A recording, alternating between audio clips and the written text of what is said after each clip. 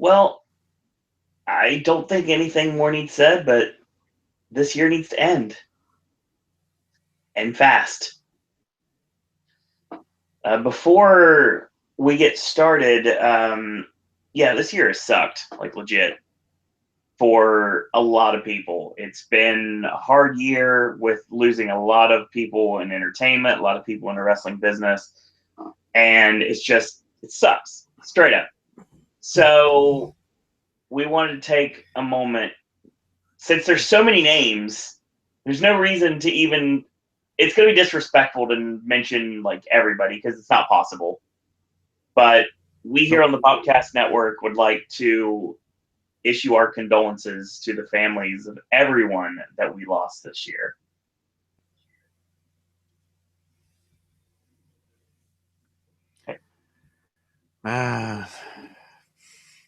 So remember that tweet? Yeah. A few days back, right at the start of the year, he went 2016 was directed by me. Like yesterday or a few days back, he just tweeted, "I'm sorry."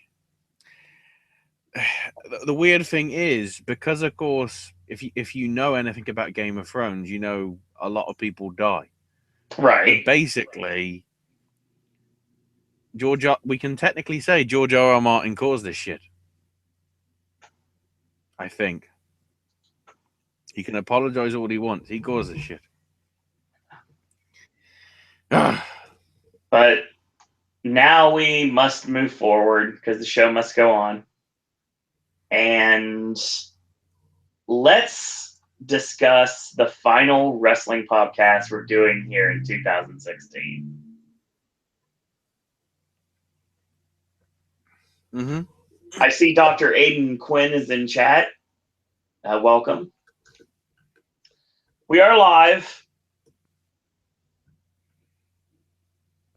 And hopefully we're here to talk about a lot of things, really. Obviously, every Monday we focus on Raw. And this show, if you're new to the network, we devised this idea to be able to talk about a little bit of everything. So this is the final one of these for this year. And this is actually a time, to be totally honest, that there's not a lot going on. Well, but there is, if that makes any sense. Compared to last week, there's quite a lot going on. And the thing is, because we're building into, I'm just having a look down what's coming up in January, aside from the multiple UFC shows and everything. Let me just get the list. This week, which we'll talk about later, we've got AAW Beyond Wrestling, Progress Wrestling, and CWF Mid-Atlantic. Then over January, there's more Progress Wrestling, more Beyond Wrestling, more AAW, probably more AIW, but there's no date yet.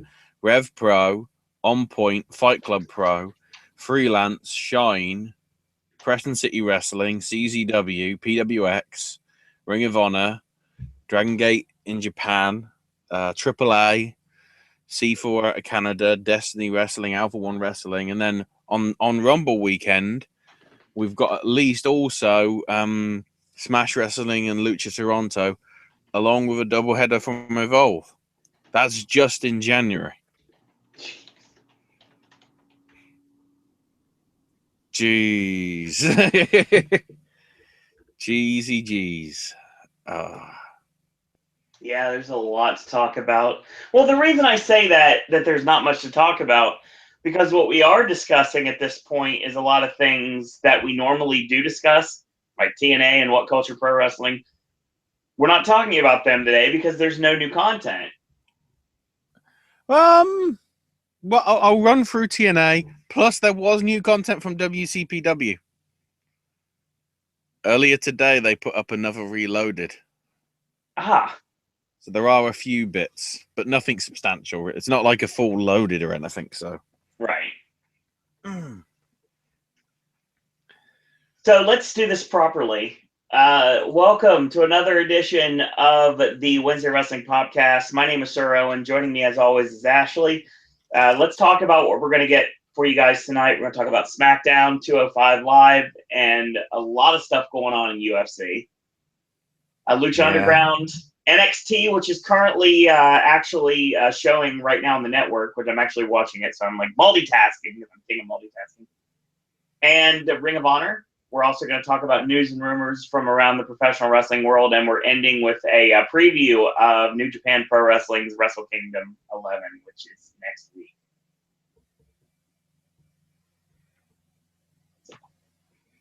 Does that mean we start the talking? All that and more tonight on the Wednesday Wrestling Popcast. Let's talk SmackDown. Bring back the fucking train whistle, motherfuckers. Nice. Hell, if I'm that desperate, we might even bring back.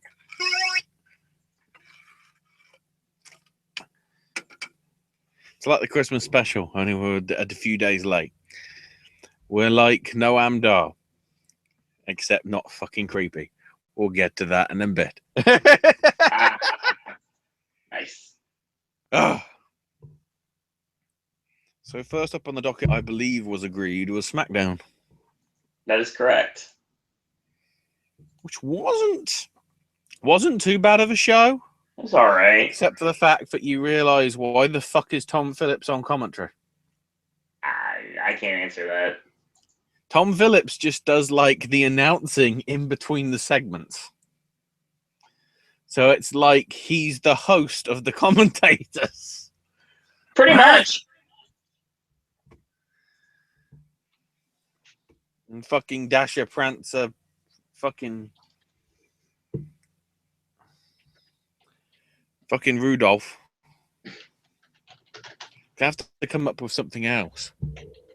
I don't want to put her in the same. I don't want to put her and Dasher Hatfield in the same column, but that's all I'm thinking at the minute. It's annoying. Oh no, there's a type of car that sounds like a Dacia. I'll have to just call it Audi, or Peugeot, or Skoda, or Volkswagen. Just come up with different car brands every time. Oh boy. There it is. So we start off with John Cena sucks.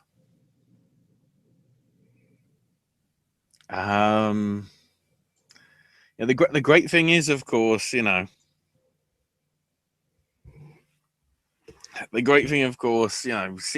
likes it. Whereas I think, Roman doesn't like it, but he grins and bears it like he is, because basically WWE wants him to be Cena.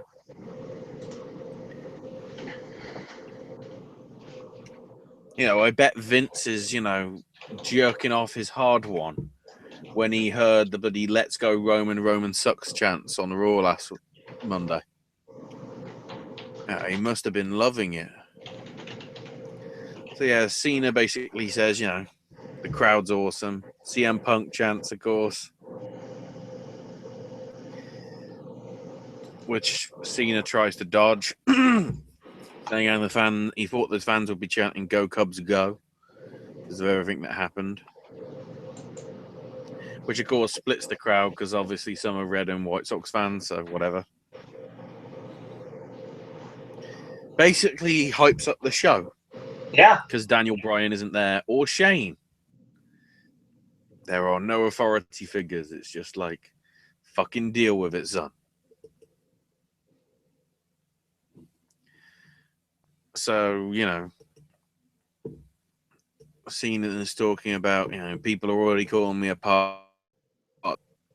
Some people are saying, I'm 1 foot out the door, and he says, nope, I'm not done. I'm not going. It's not the new era. It's the my time is now era. And I'm going, is it really though? Because I'm pretty sure if it's your time is now era, that era's been going on for 15 years. During which 2.5 eras have already happened. So who knows? But basically, he challenges whoever wins the triple threat for the WWE title, because it's not world title anymore. They've ditched that. So that makes the Universal title look even fucking grander, even though it's the secondary title. Fuck it. Basically, he's challenging whoever wins that belt at the Rumble. Right.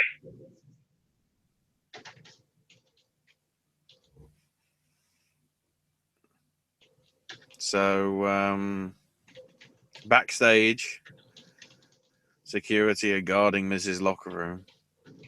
Dasher comes in. Maurice inspects and shuts the door. Miz shows up. And Miz says, I'm not talking to you. I'm only going to answer questions from that unprofessional journalist that slapped me last week. Go find her instead. And I'm like, hold the fucking phone. Wait, so Dasher, the one that can't talk and can't do a fucking thing, is unprofessional. But the one that slaps somebody and actually has a gumption of fucking character isn't professional. Hashtag fuck this company. Yeah, pretty much. So then we get the Four Corners elimination match with the Wyatts defending against the Usos, Slater and Rhino and Alpha. Really a weird setup here. Yeah, to say the least. Because Slater and Rhino get eliminated first. Basically, I guess they said something like Slater slipped on the ropes, where it was Yeah, more it looked bad. I couldn't tell whether that was properly done or whether he actually fucked his leg. He did, because he tweeted out, apparently I'm going to have to go to the doctor tomorrow. Oh, fucking good. What's this, Vince? You and your slaves? Everybody getting fucking injured? Samoa Joe's got an injury. John Cena's got an injury. Nakamura's got an injury. Owens has got an injury. Roman's... Everybody's getting fucking injuries. Yes, indeed. They're all going to drop like fucking flies. And Vince is going to have nobody to rest the company on. And it's going to be fucking beautiful. Vince's regime is killing. It'll be weird then that TNA might be the number one company because they're the only one that's left. Whoa. Scary, but whatever. So then Gable and Jordan managed to eliminate Jay with a roll up after some suplexes. And then as soon as we get to this, the Wyatt family gets involved. So yeah, up to this point, the Wyatt family did fuck all in this match. Yeah. Which I sort of don't get.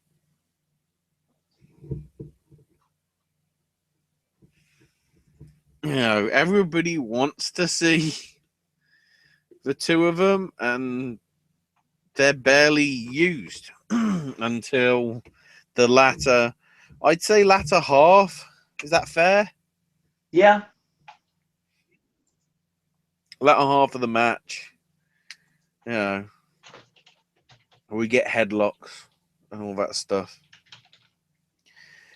And the finish, I mean, it's an interesting finish.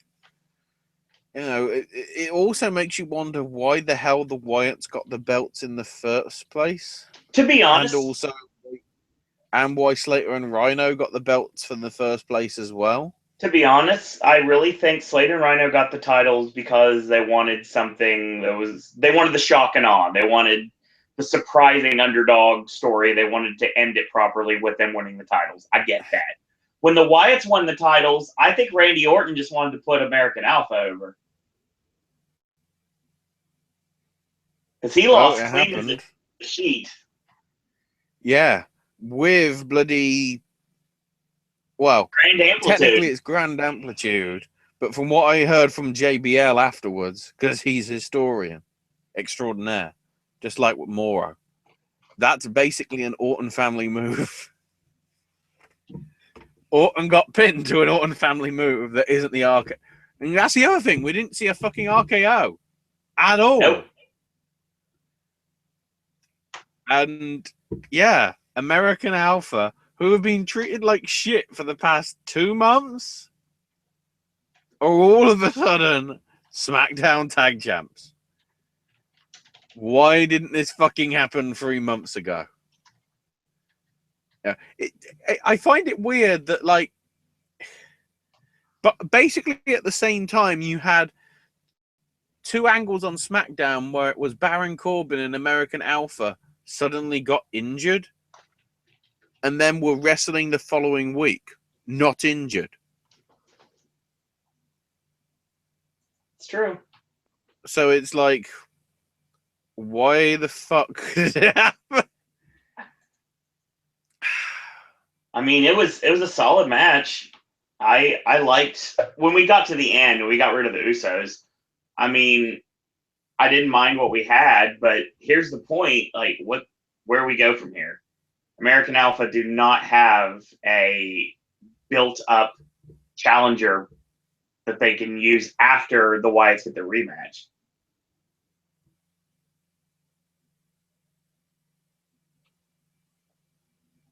I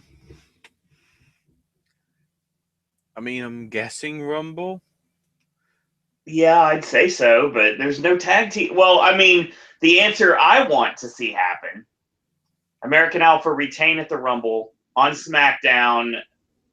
They could either like issue an open challenge, but that's not really a face thing to do. I mean, well, we're facing any and all comers, and the next thing you know, we hear we go hard. Here come the Revival down, and we get the Revival and American Alpha on SmackDown. It would not shock me one bit. I would not be surprised if that happened. I would not be surprised either. If you had that as the SmackDown tag, if you had that as the SmackDown tag title match at Mania, those guys would steal the show, probably even from Sheamus and Cesaro against whoever they were up against.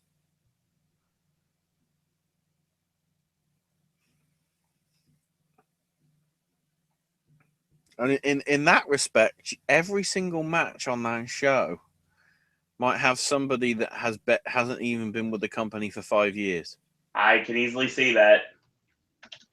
Well, apart from Goldberg and, Brock, if that happens, and Undertaker and whoever, if Undertaker's facing Cena or whatever.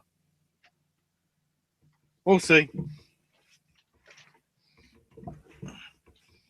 I'm guessing the angle is going to be Orton versus Wyatt at Mania as well.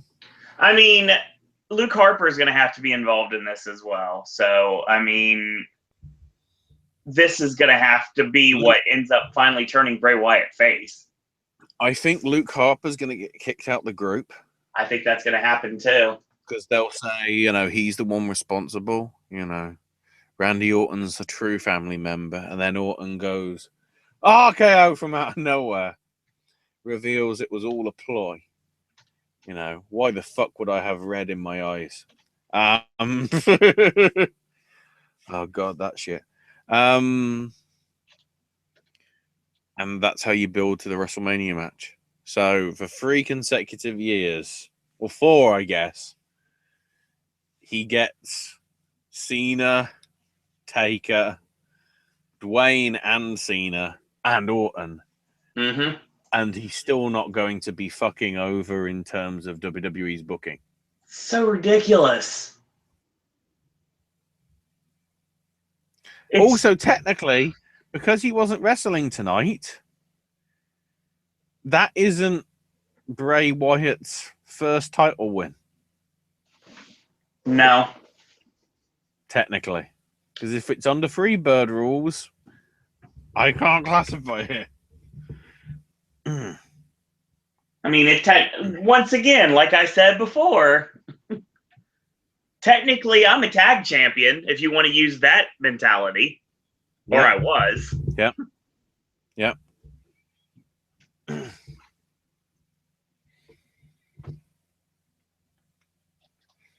So Renee's backstage with Ziggler, saying, you know, he's the wild card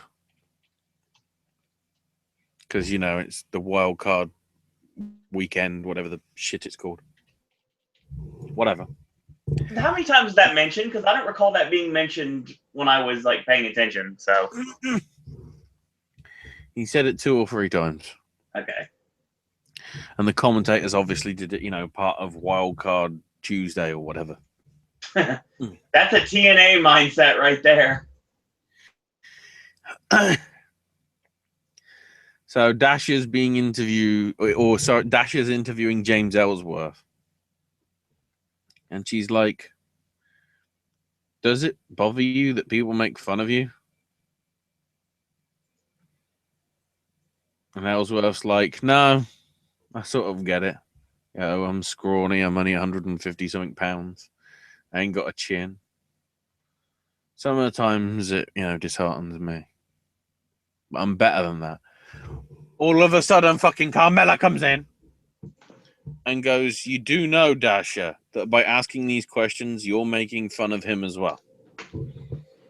And then Carmella says that she finds him uniquely attractive and wants Ellsworth to go with her somewhere. What is this about WWE doing fucking storylines just to piss off fucking real life couples? Because we're only writing this because the same shit's happening with Enzo on Raw. Yeah, they did Let's not be honest. do this. Hashtag how you doing? Oh, God. Rusev and Lana have had the treatment.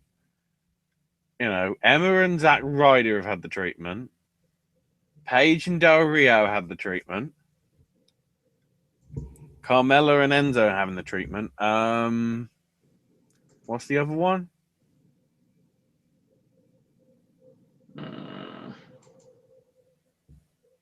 Somebody on Alexa Bliss going out with somebody? Yeah, but she's not. Well, no, not anymore. What? I don't know if she's still with Blake. It was either Blake or Murphy, one of the two. But I don't recall off the top of my head if they're still together. No. But that was never brought to television. Either way, clearly, Bailey and Balor. Yeah.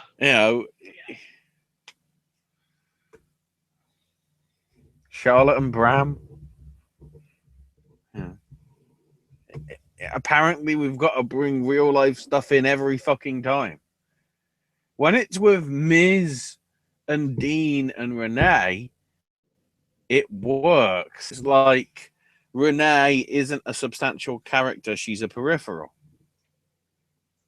Spoilers, fucking Melissa Santos is going to be involved in an angle in Lucha Underground at some point in this season or whatever season it is, because that's complicated. We'll talk about it in a bit. And it's probably going to be done in a cack-handed way, like it is with most of WWE stuff. I don't get this. Honestly. Right. Speaking of I don't get this. Oh, my God. The women's title rematch between Bliss and Lynch. This is a pretty good match. And then the whole La Luchadora thing fucking happens.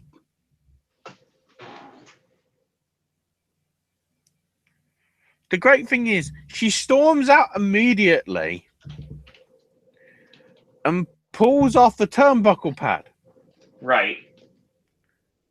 Which mysteriously is somehow back on with nobody tying it on, from what I noticed. I didn't notice the referee going and tying it on or anything. So the mask woman, perhaps it's Fabulous Moolah. I don't know. I legit can't tell you who it was supposed to be. I'm fearing it's Eva. A lot of people were saying Eva. When I actually saw the eyes in the mask for like a split second, I was getting Mickey James vibes. Yeah, But I don't know if they would go that route or not. but Mickey isn't that chunky. Or Mickey's more chunky than this girl was. That's the thing. It's a bodysuit, though. You can cover things up that way. Yeah, but you can't cover up curves that much. There's a reason why certain fabric exists.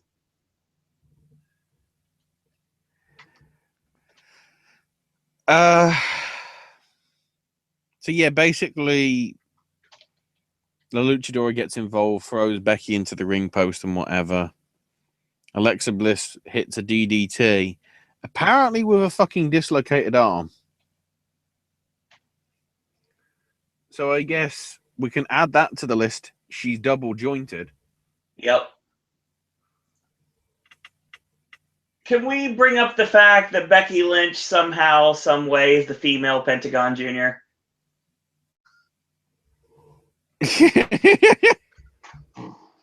Wait, hang on. Bexagon is what we're going to call her now. Does that mean Becky Lynch is coming to Fight Club Pro this Easter? That's a very good question. I'm fucking excited. Zero Lucky Charms.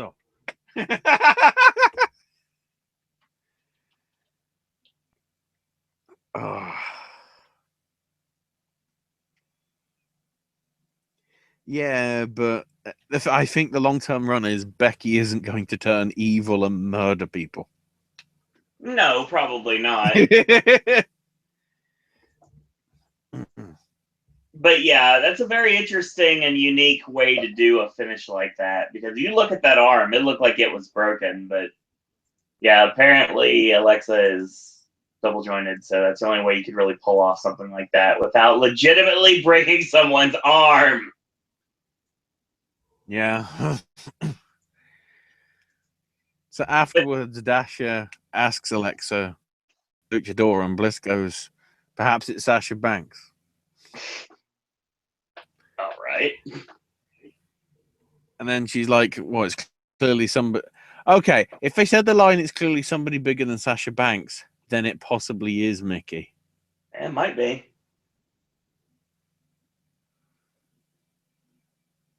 But either way, then as soon as Bliss says, perhaps it's Nia Jax, then I'm like, no. You know, oh my god. What if it's Tamina? La Luchadora is too short. Tamina's on the taller side.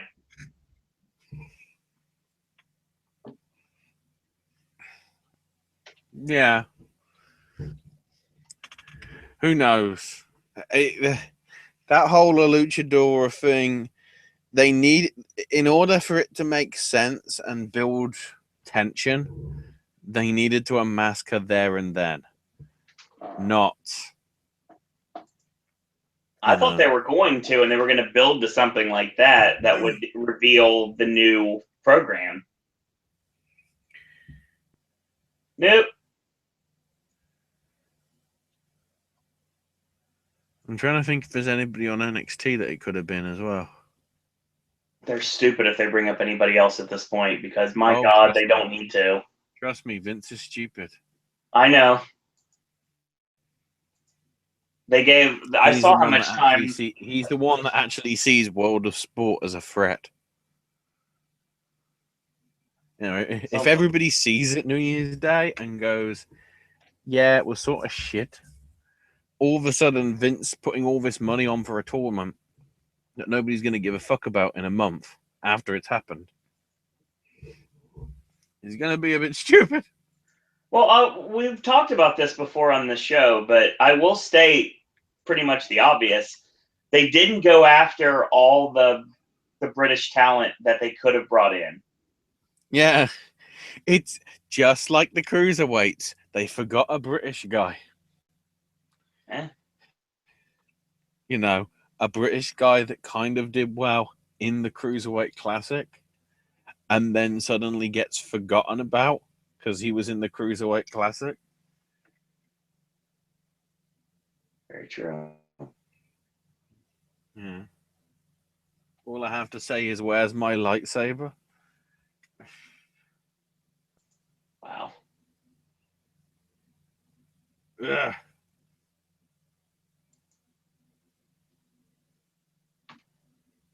So we move on to some more SmackDown. Oh, real quick, Ashley, I have to say, you said the match was okay. There were some really weak spots in this match. Like they did the Jerry Lynn Rob Van Dam pin reversal sequence, and it just did not work at all. Yeah. No, I see that, but you know, compared to what we got on Raw. Oh, that's apples to oranges, sir. I actually watched this SmackDown, and I haven't watched SmackDown in a long time. So I mean, maybe I'll start watching SmackDown if we get shows like this. But then again, there's some stuff I didn't like on this show too. So I guess we'll see. Let's get to something that we probably did both like. So all of a sudden, Renee is outside of Miz's locker room. Maurice opens the door, and Maurice basically says, "You better run, bitch! You better run!" And Miz is like, "Calm down. I've got this. Calm down. I've got this." So he's like, "You got a question for me, Renee?" And Renee's like, you know, would you say that 2016's been a year of growth for you? And Miz is like, absolutely. And the great thing is, the crowd are fucking cheering this. The crowd, Miz has become face because they want Brian. Of course. Which I might as well mention this here because it's the last time I'll be able to mention it in 2016. And I did see this somewhere on one of the message boards that I look at. Right. You know what the best thing that could happen at the Royal Rumble? I can think of a lot of things that could be the best thing to happen at the Royal Rumble. What are you referring to specifically? Number 30. Daniel Bryan? Daniel Bryan's music hits. Here comes the Miz. And out walks Miz.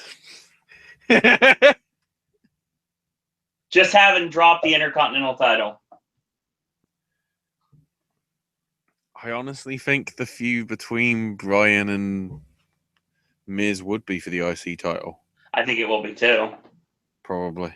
But, you know. And that's an interesting pitch that I wouldn't mind seeing to see. So Miz goes says, you know, 2017 is going to be even better. And all the security that were there that he shoved off, all of a sudden some other security guy comes in. And he's smiling. And Renee is smiling. And, you know, we see it before, we see it during all this. It's like, yep, it's Dean. And Dean beats the crap out of Miz. And then, just to round it off, grabs a fucking walkie-talkie. All clear. Yep.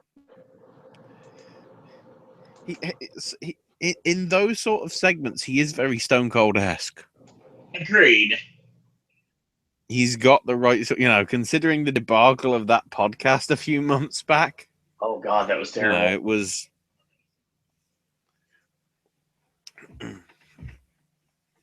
It was all right. So then we've got a recap of Natalia not saying bitch, but she did say bitch about Nikki Bella. And Nikki says, I'm determined, to get back wrestling. It's not just because of my looks, it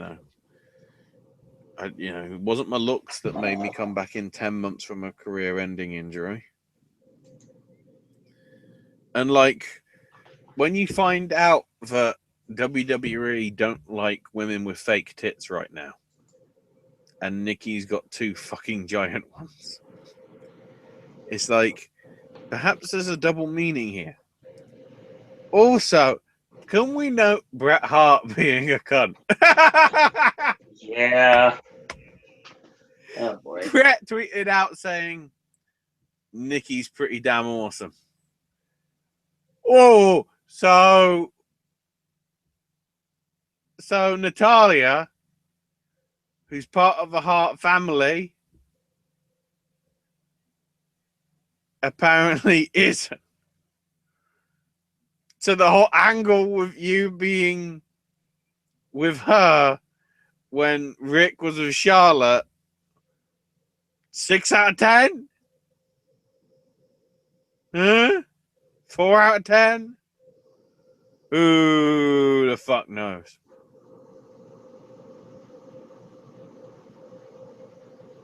So then Renee's backstage with Baron Corbin saying, do you feel any pressure? And Corbin's like, I should have been, they're the ones feeling the pressure. I should have been a top star long ago. I'm going, fuck off! Fuck off! Yeah. I had a good cough as well. You did. Says that Ziggler and AJ are just 2 little men about to feel the end of days. And I'm like, even Rod Steiger regretted making End of Days.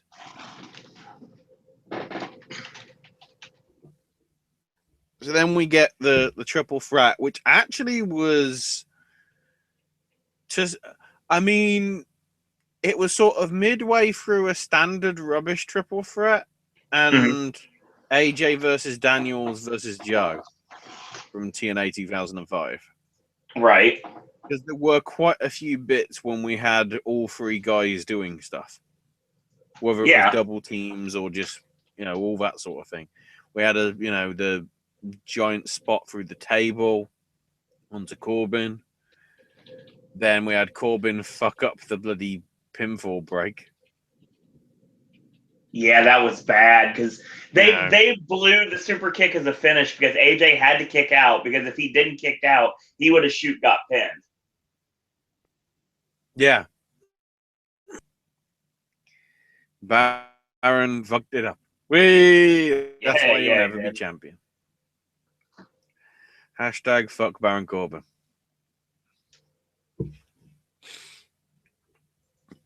Yeah, it was a solid match for what it was. The end of days followed by the zigzag from Ziggler. That was good. That was a good spot. And Corbin was good. And then, of course, we had it again reversed with the end of days on Ziggler, only to AJ did the phenomenal forearm to get the win. That was done really well. And, pretty good match. Yeah, I liked Cena it. shows up. Extends his hand. Styles eventually shakes it. After laying the belt on the mat, grabs the belt back and says, this ain't going nowhere. And they just basically stand off. As we see Neville saying, I am king of the cruiserweights.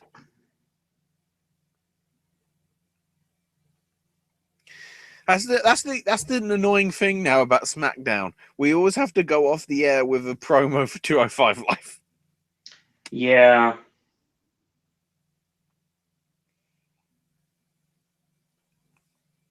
But overall, pretty solid SmackDown. Yeah, I actually enjoyed the show. Yeah. And the talking smack that was on after was pretty solid as well, as it has been for the past few weeks since it's been on. Mm-hmm. Cena and AJ had a very good promo amongst each other. Cena was very good. JBL, who was in the Daniel Bryan role, was very good. Renee was always, a really good host. American Alpha were hyped, and we found out that basically apparently 200 free tickets went to just their family and friends. Because spoilers, I guess they knew they were winning. This isn't predetermined, honest. And then, of course, we had Dean Ambrose sort of hijacking the show. Looks right at the end going, maiming! Maiming! Because they did announce that, I think it was before the main event, that next week it's going to be a Miz defending the IC title against Ambrose. Yes, that's correct. Maiming! See, the stuff... You could see that Dean was trying to make Renee corpse, and Renee did a fucking beautiful job of just like, I'm staying focused. Yeah. See, this comedy that I absolutely despise on Raw. Stuff like Ambrose, I mean, I'm kind of like, I can't say I'm over him as a performer right now. It's just, I needed a break. And I don't mind his comedy because it actually feels genuine. It doesn't feel like it's forced. It feels like it's forced way too much on Raw. Except if it's Jericho and Owens, of course, absolutely. They're the only ones that feel like, yeah, they would actually be nice people. Enzo and Cass, I'm pretty sure backstage, they beat the fuck out of you. Then again, Jericho beat the fuck out of Sin Cara. So, yes. And again, that might be a good thing. He's lucky he still has a job at this point. I swear that mask is cursed because it basically snake bites everybody it touches. Everybody that wears that mask is screwed for life. Somebody put that mask on Corbin immediately. You know what Sin Cara needs in his life?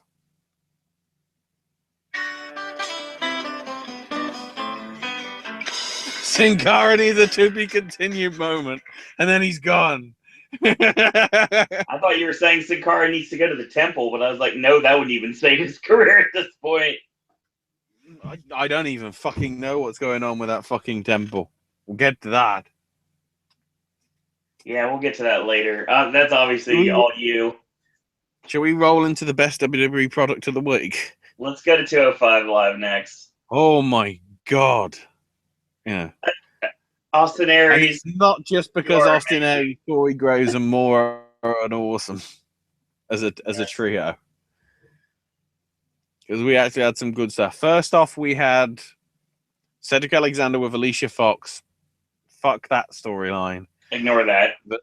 Versus Nice with Drew Gulak. With us in a suit. Gulak in a suit. Well, he's been in a suit before. Has nobody seen CZW? I haven't watched as much as I'd like to. His campaign for a better combat zone. Oh, yeah. Good point. It was awesome. People hated it at first, but eventually they just went, fuck it. He's got a point. We actually don't want to see violence. Then fucking Nick Gage got out of prison and they went, we are fucking violent. And then they did the wonderful thing with Joey Janela and Zandig that went absolutely nowhere. Yeah. So much so that possibly Zandig might be getting into a fight, possibly with Matt Tremont because of what happened at Cage of Death. I don't know. I don't even know if Zandig's even in the fucking company anymore because all I see is DJ all the time. It's like, okay. Either way. This was a pretty decent match, but the best bit was what happened on the outside.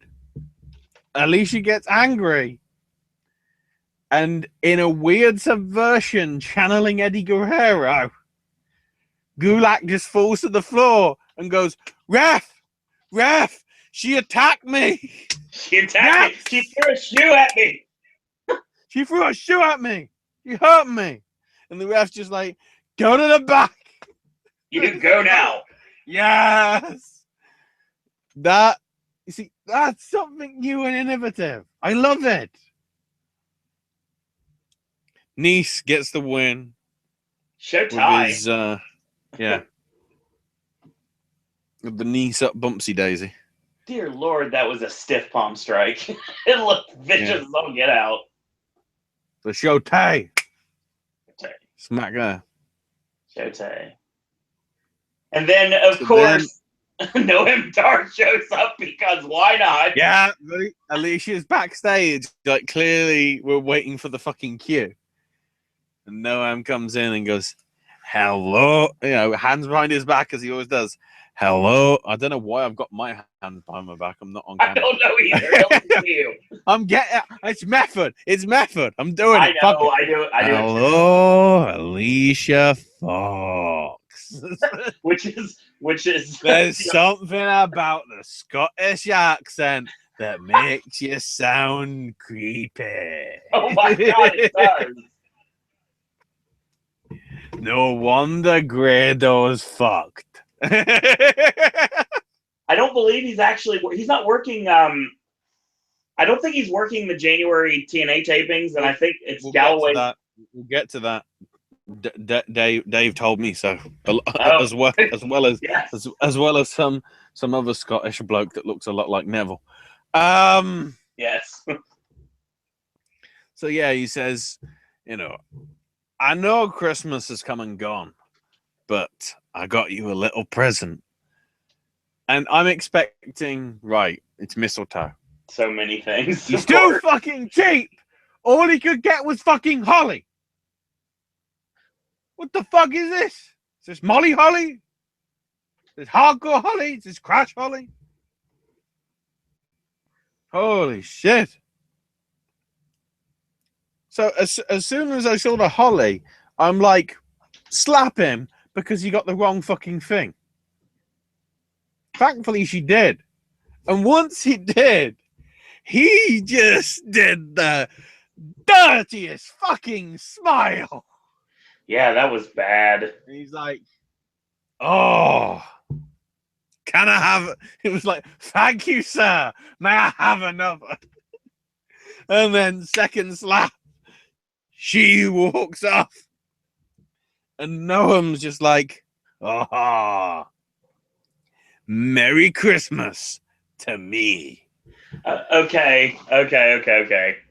You know and what? then we got. No, hold on.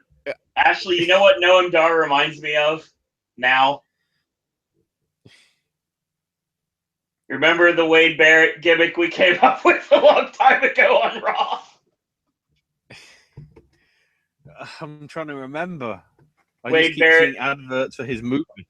Wade Barrett being a sexual being for some reason.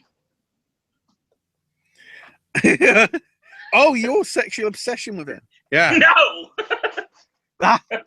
That gimmick coming to real life. Jesus. Yeah, pretty much. "Alicia Fox, I want to thrust in your box from a 6-yard area." Wait a minute. Alicia Fox did date Wade Barrett, so we've come full circle. Oh no! Real life storyline! Holy shit!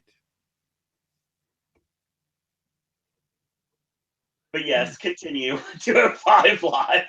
The best thing is, we then go back.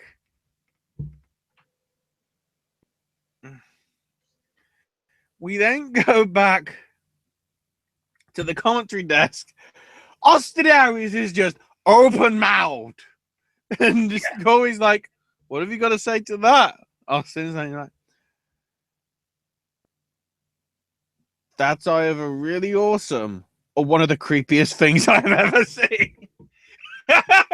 A combination of both, if you ask me. Yep. Then we get a backstage interview from Renee talking to Neville. She was really, really good. Except the bit where it's like, I'm getting in your camera shot, like at the start and at the end. I'm just like, a bit weird. You know, it felt like an episode of Crossroads or Acorn Antiques or whatever. It's like, yeah, you're in the shot, you're ruining it. Ah, sod it, we'll just leave it in. You know, basically saying, you know, I've been king of the cruiserweights ever since I got in here. Yeah. Swan was my young boy. You know what that? You know, we're even explaining shit to idiots. You know what that means. He did my washing. He cooked my food. He even scrubbed my back when I was in the shower. Sure, he's a good. You know, he's one of the best guys in the division. But WWE decided to snub me out of it. I'm going to prove why I'm king of the cruiserweights. It was really good. Oh, yeah. Also, I realized for some reason he likes beard sideburns, but not anything else on his head. There's just a giant ass gap, like between his. If you keep doing that, Neville, you're going to go bald way too fucking early. Keep it. Keep it.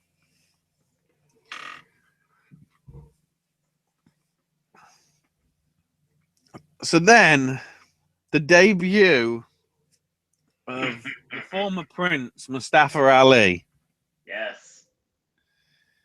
Taking on some cunt called John Yernay. You don't know who this guy is? No. This is Mr. 450. Well, Mr. 450, Mr. fucking Zero, you stupid cunt. Within 30 seconds, this is just after the whole King of the Cruiserweights promo thing. Right. John goes shouting to the crowd as he's got Mustafa in a headlock. Is this your king? And I'm like, course it fucking isn't. We've just seen a thing with Neville. Is Neville going to come out and beat the fuck out of you? You idiot. This.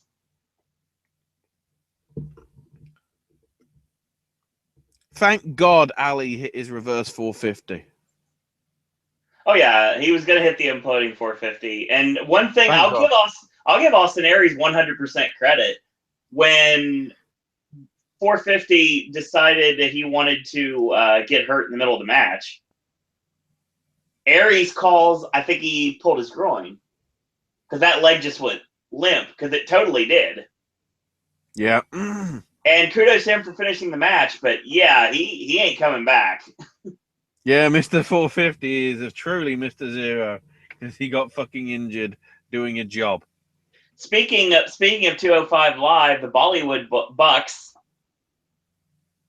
Harv and Gurv Shira have been bussed back to NXT. Hey, that's fine. They need a new tag team to work with the DIY anyway. Yeah. Plus, we've got, plenty of fuckers coming in. Tozawa, we'll get to Tajiri. Oh, we'll talk about that in a bit. Don't worry. Well, we'll be talking about it in a minute. Because, of course, they made that announcement on 205 Live. We might as well, fuck it, we'll do it now. Tajiri's on next week. He's coming in earlier than we thought, which is good. The great thing is, afterwards, Ali cuts a promo saying, it was, good to see the fans appreciating him in his hometown. But if so, some people, look at my appearance, hear my name, and aren't sure what to think. But I'll be out there to win over the fans by proving that I'm the best. Clearly doing the, hey, I look like a fucking Arab, I'm not a terrorist. Next fucking segment, Araya Davari comes out. Oh, yeah. Well, I just fucking buried that angle. What the fuck? Oh, but this right here. Yeah, this could. I mean, I don't think it's even the best duel we've ever had in WWE. This is one of the best segments of the year. Yeah, easily. We had to wait till almost the end of the year for it to happen, but it happened. So good. Let's talk about the gentleman's duel. So Daivari's out first, followed by Gallagher, who's in his suit. Of course he is. They didn't mention anything about this. Nope. You thought they'd have gone, why isn't he in his wrestling gear? And Corey could have gone, come on, Mauro, it's a duel. Nobody knows what this is. Could be anything.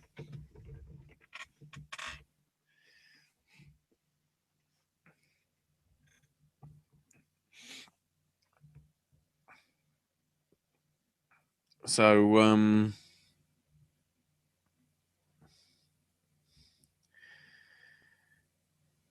the Daivari comes. Remember, Ali just said, "I don't want to be stereotyped as like an Arab or a terrorist."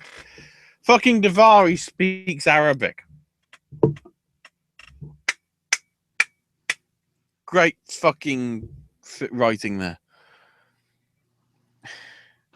It would have been better if the Ali Yerne happened at the start, so it wouldn't be immediately after this to make Ali look like a cunt. Either way, Daivari's like, I don't even know what a duel is. And Gallagher goes, don't worry, I'll guide you through it step by step. So first, we must choose our weapons.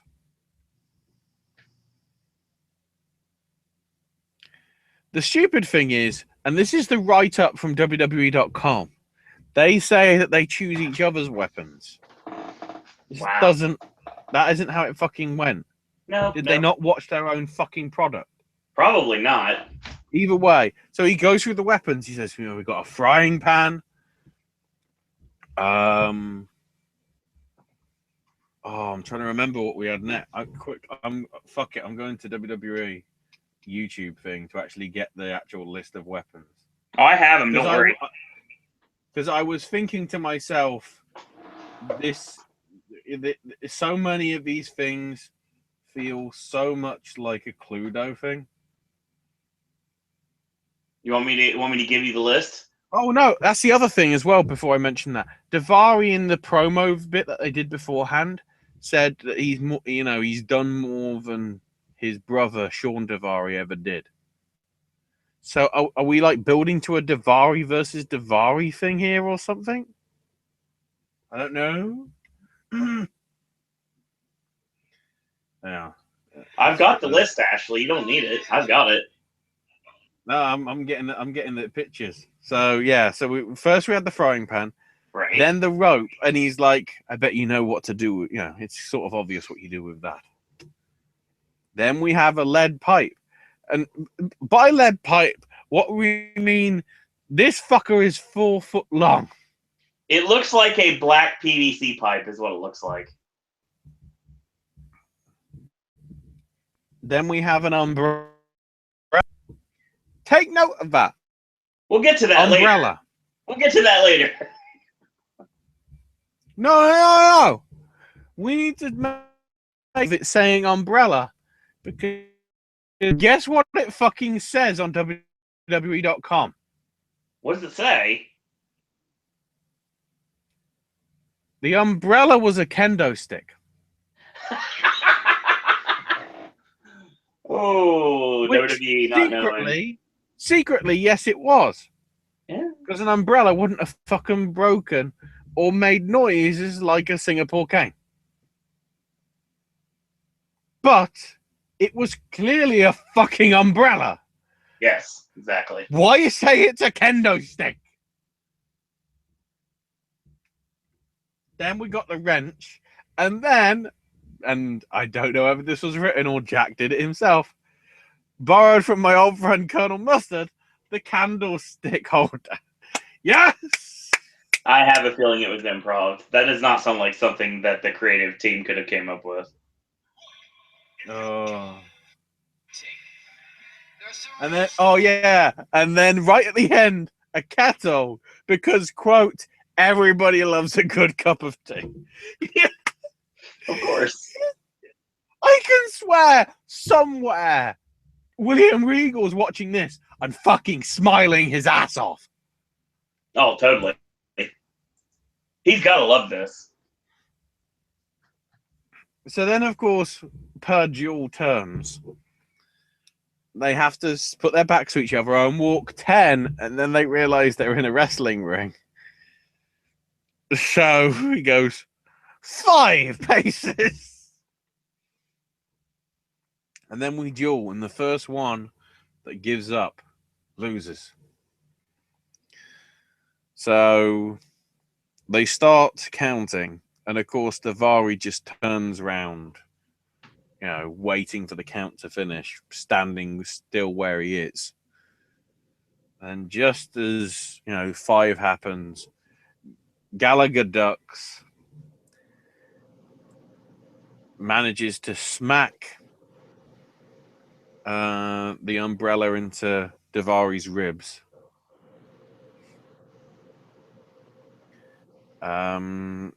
Smacks him on the head with it, which I'm going like, unprotected shot. Find the fuck. We'll get to that.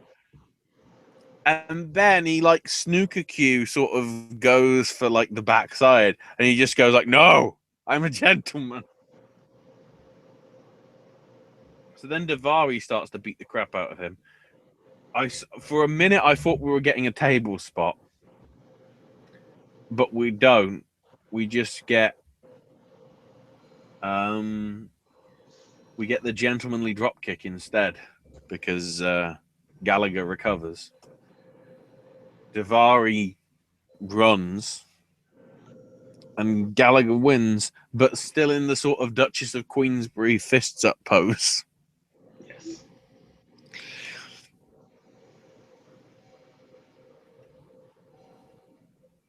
This was beautiful.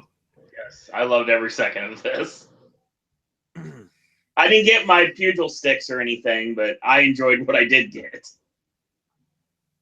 One of my favorite parts has got to be basically the line saying, "We're going to take 5 paces." Yeah. They realized how close they were to the ropes.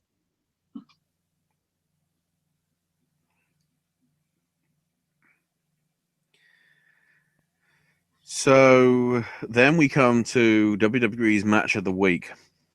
Oh, yeah. Neville versus Rich Swann. All I said afterwards was, that was a fucking match. Yeah, that was a fucking match. Man. I mean, it probably isn't a match of the year contender. No. But it was one to be certainly in the upper echelons of matches of 2016 from WWE. These guys put on a heck of a showcase. My God, Swann broke out the chicken fried driver. Mm-hmm. It's now apparently called the Fantastic Voyage. Yeah, because Leslie Nielsen. Yes. Because,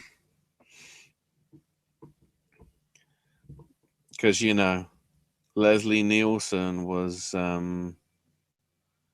what's the phrase that they're using? Or they tried to keep using for bloody... Outlandish. Leslie Nielsen was outlandish.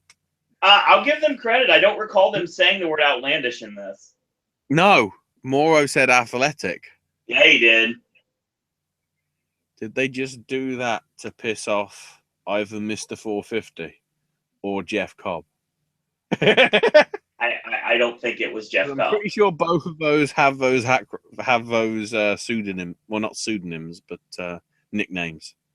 I like this because it was a very solid finish that was over when Neville hit a superplex and he won clean. Yeah. But that actually the worked whole quite thing well. was Rich Swann did everything and Neville kept kicking out. Yep. Oh, wait a minute. Real quick. It was mentioned on Raw. This was going to be for the title. Was it mentioned on Raw for the It belt? was mentioned on Raw. It was going to be for the title. And sure enough, when we actually get to 205 Live, it is a non-title match. It was going So to be Neville non-title because they never made it clear. Yeah, it was mentioned that it was going to be a title match. And nope. And Neville just super kicked him multiple times afterwards as well. Yes. But I think the way the suplex landed with Neville, I seriously hope he didn't hurt himself. Mm-hmm. I'm the king of the crew. Oh, I'm fucking injured. What? Fucking awkward. Oh. So yeah, 205 Live. Good The stuff. final one of the year was arguably the best of the year. Yeah. It had everything that was important. A hometown debut that looked shit when he said that he didn't want to be racist, and then we had a racist thing afterwards. Yes. The greatest duel in the history of wrestling. One of the best matches that we've seen this year. And Drew doing a tribute to Eddie. Yep. And a hot crowd. Yeah, they actually stayed in there. Yep. I don't know whether it's because I've got a feeling, because it didn't say live, I've got a feeling they taped Talking Smack backstage, after Smackdown went off the air, because I'm pretty sure there must have been an after thing with Cena, because I'm pretty sure they did some sort of dark match where Cena wrestled. That's probably why the people were there. In which case, it was a great fucking move to put what they did on, because they knew the fans would stay, because most of them want to see Cena. Yep. Perhaps that's why 205 Live is in the advantage now every week.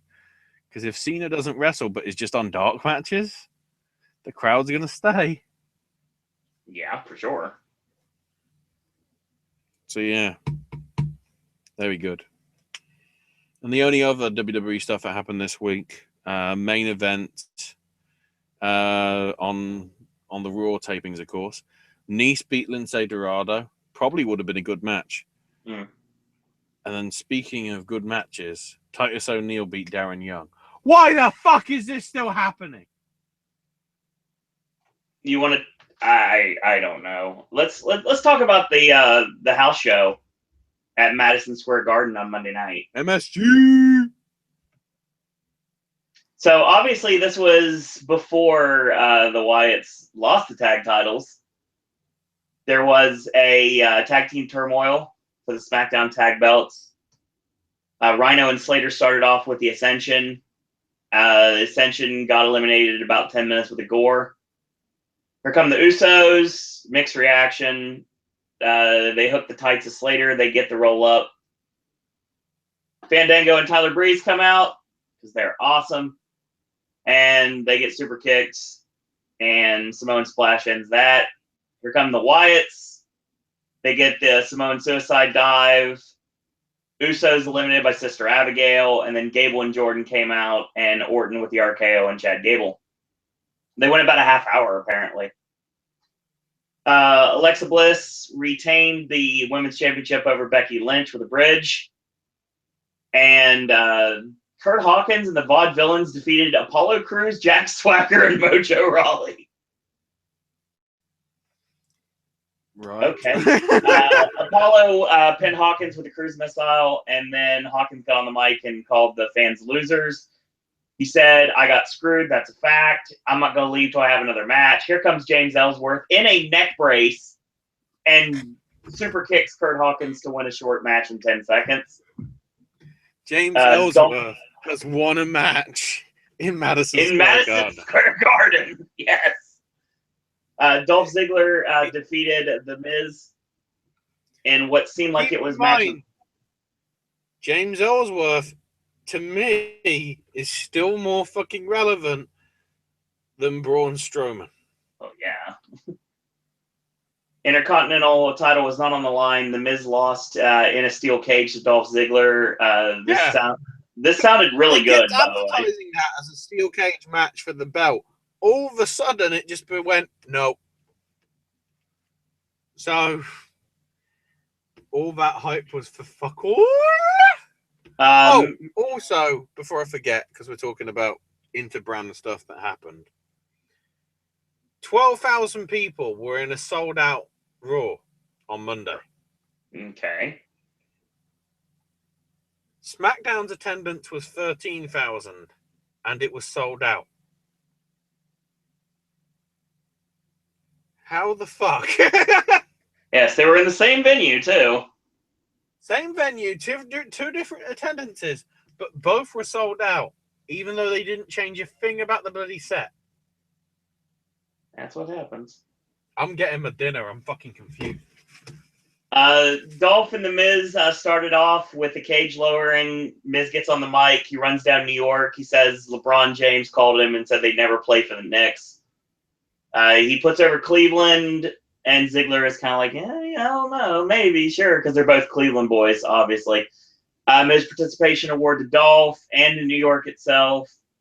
He said the lawyers drew up the contract and the Intercontinental title was on the line. Dueling chants, delete chants happened. Biggest reaction of the night thus far. Maurice slammed the door into Miz's face. Ziggler hit the super kick, won the match. After intermission, Nikki defeated Natalya. Carmella ran in for the distraction, and Nikki threw Natty into her. Nikki wins with the TKO. Baron Corbin over Kalisto. Kalisto hit the 619 during the match. Might as well. Right, Del Sol. What's the fucking area code for Madison Square Garden? It's not Madison Square Garden. It's the where's Kalisto from is the area code. That's the gimmick. No, we're in the garden. It's the garden code. So Madison Square Garden will return on March 12th for another. It looks like a Road to WrestleMania show. So pre-sale password WWE RTW. Main event: AJ defeated Dean Ambrose and John Cena in a three-way for the WWE Championship. Cena gets a great reaction, but it was mixed. Dean and AJ got double team in to start it. Let's go Cena, Cena sucks chants. AJ and then AJ sucks chants. No one chanted for Ambrose because they didn't care. Back and forth. AJ turns the roll up into Styles Clash. Cena counters the calf crusher into the STF, and AJ hits Dean with a chair shot and wins the match. AJ gets on the mic and says, "Yeah, I don't get that. That's a weird finish. I don't know who the road agent behind that match was, but no." He threatens to beat up John Cena some more. He goes to hit him with the title, and Ambrose hits him with Dirty Deeds, plays to his music. And on top of that, AJ and Cena did a tug of war over the title. Cena hits the AA. Cena's music plays, and the fans go home happy.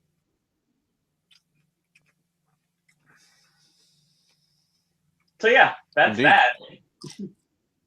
that. That had to be mentioned, to be honest. All right, what else we have here? WWE news. So apparently Axelmania's back. What? Curtis Axel is doing the Axelmania gimmick on house shows. He was wearing a Axelmania bandana when he was working. Axel teamed with Golden Truth, Sin Cara, and Darren Young to defeat the Shining Stars, Jinder Mahal, Titus O'Neil, and Bo Dallas. He did the big leg and won the match for his team. So I think Axelmania is coming back, Ashley. Which means we know another Mania is coming back soon.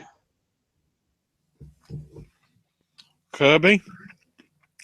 That's another time. That we'll definitely be talking about that too. No worries. So yeah, that was the information that we had to talk about for WWE. And except for NXT, that is the last bit of WWE news we will talk about in 2016, unless it's some assorted news sprinkled throughout. There's some bits hitting here and there. Money in the Bank will be taking place at the Scott Trade Center in St. Louis, Missouri on June 18th. If you want to get tickets, your pre-sale password code is MITB. So I thought that had to be said for anybody that's willing to go to St. Louis for Money in the Bank. So yeah. Now my question is, does that mean Money in the Bank is going to become the 5th pay-per-view? It's possible. It's very possible, actually. The big 4 becomes a big 5. Yeah, probably.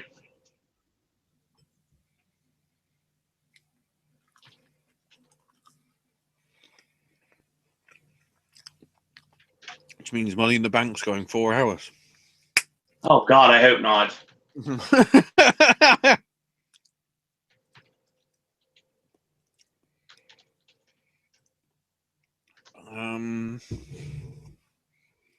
I'll go for the rest of the news later so it's easier. Do you want me to quickly dash through the TNA stuff? Because there isn't a huge amount, really. Sounds good. So, it basically is sort of just a best of the year, even though I think only half of the year is covered. Of course. Because it starts off with Lashley versus Galloway, with Lashley winning the belt. Right. Then they show Lashley versus Edwards, the cage match from July. Mm-hmm. You know, where both titles were on the line. So Lashley won that, and then Lashley winning the King of the Mountain title. So basically showing Lashley being dominant. Then we get Kurt Angle's, retirement, tour and whatever. The Drew Galloway match, the Bobby Roode match, and then Lashley and all that. Then we go to Galloway when he beat Matt Hardy for the world title. And then beat both Hardys as well to retain it. Then Gail Kim going in the Hall of Fame. And her winning the title at Bound for Glory. Then we sort of get a Hardy bit. Because they show Hardy retaining the world title with help from Rockstar Spud. When they did the double turn at Lockdown. Right. And then, of course, the final deletion. And then the Great War. Then we have the Miracle, Mike Bennett and Maria. And, their debut, beating EC3 and whatever. And everyone goes, yeah, but they're not going to be in the company in 2017, are they?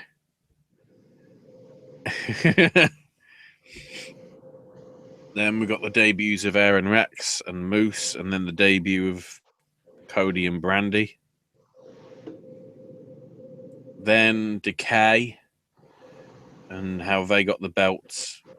And then obviously Rosemary's win over Jade from a few weeks back. Then the X Division gets showcased, and I'm like, wait, there was a fucking X Division? Yes, it was marred in trios matches for pretty much the second half of the year. DJZ won the title, and then we had 3 straight months of the same fucking match every fucking week. And then we finally focus on Eddie Edwards and, beating Lashley for the title a few months back. That's it. But the preview for next week is it's going to be just the best of the Hardy stuff. Oh, nice. Which is what you want to watch anyway. There is a twist to it. And this will go into some TNA news. This Thursday's Impact Wrestling is going to be what they're not a Happy New Year, but a Hardy New Year. So basically, there's a lot of it's going to be highlights, but there's also been a lot of stuff that they've also filmed at the compound. But you've got to watch because PW Insider has been told something unique is going to be on that show that's never been done on TV before. I saw that. Or never been done on pro wrestling TV before. I'm wondering whether it is the actual Grado versus Kangaroo thing. It probably is, honestly. They saved it because they wouldn't allow it to be in a wrestling show, but because it's in the highlights thing. Yeah, fuck it. Good point. The other thing worth noting is that rumor has it you will be hearing something possibly before the end of the year that Dixie no longer owns TNA. That's official now. Is that have they made the announcement? They haven't made the announcement, but it is everywhere right now with Yeah, that's what I'm saying. officially being eliminated. The statement still needs to be made and whatever. But it looks as if Anthem have now bought TNA That is outright. correct. The most important thing is she's done, possibly in terms of having any power within the company at all. Also correct. So she might be some sort of like figurehead president on screen, or like CEO or commissioner or whatever. Possibly. But she won't be actually handling the business apparently.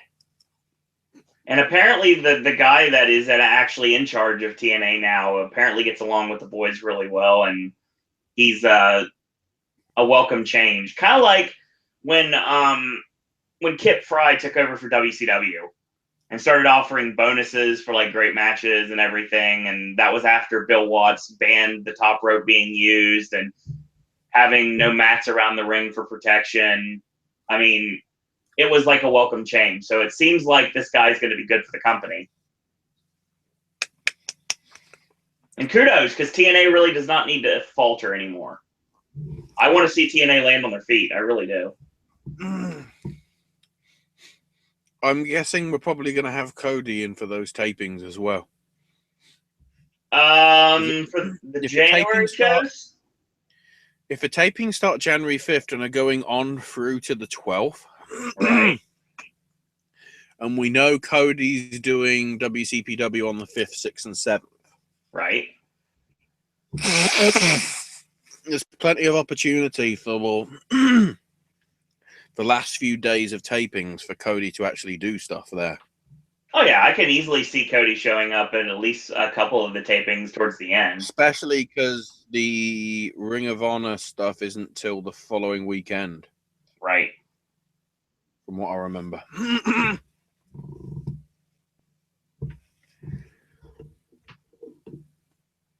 Apparently there's some fucking Amazon Prime thing it's following Jesse Goddard's. Some soap opera shit as well. Ah. So basically, it's there was a series over here called Echo Beach. Okay. And then there was something else that was accompanying it. So Echo Beach was like the cheesy sort of soap thing. Right. And then the other thing, I can't remember what name it was, but it was sort of like basically as soon as that episode was finished, it was sort of as if as soon as the episode's finished, cut, and you saw the backstage stuff, which was more sort of comedy drama-esque. So I'm guessing, from what I can tell, this thing, which apparently is called Tainted Dreams, is basically copying that shit. Because it's a fictional soap opera called Painted Dreams, except it's, I don't know.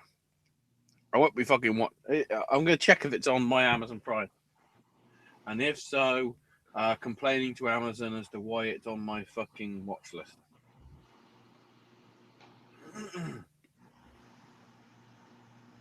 Hang on. Search. Tainted. I'm just going to search Tainted. Fucking hell, it actually is. Tainted Dreams Season 1.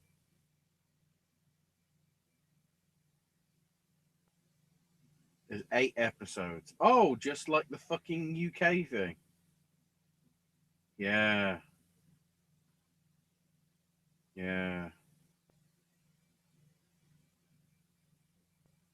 I love the fact it's like the daytime dramas. It just says AMC, OLTO, ATWT, GH, and DOOL. I thought AMC had Breaking Bad on it. OLTO, I thought was, Old Ladies Tits Limited. ATWT is like, Atlantic Transport with Tomco. Yeah, that's Tyson Tomco's documentary. GH is probably Good Housekeeping. And DOLL probably is that's the only one I can actually guess being Days of Our Lives. I don't know. Yeah, what the fuck is that? Yeah, apparently Jesse Goddard is in it. Is he credited? Oh, nobody's fucking credited. I like it. That's a good sign. Amazon doesn't give a fuck about the credits. Love Amazon. Hashtag watch Chirac this Friday.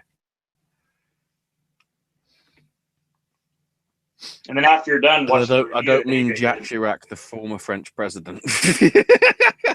You can also watch the review that AJ did many, many, many months ago here on the network. And then watch it for free if you've got Amazon Prime. Apparently. I'm still waiting. I hope we get it in the UK, Amazon, you bastards. Speaking of apps, apparently nobody gives a fuck about the TNA app in the UK. Because they don't want to pay for the shit that they've been getting for free for years. Understandable. So, good luck, illegal websites. I think you're going to be getting some business over the next few months. We're going to watch this shit for free. Oh, I can go here. Good.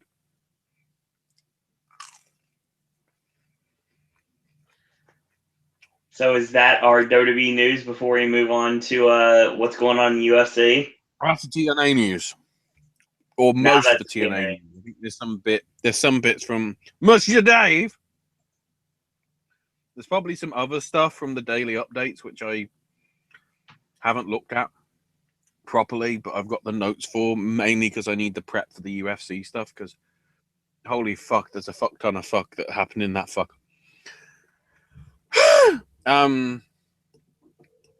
But because I can get round to it as well, just to get it out of the way as well, shall I just quickly run over what happened on WCPW?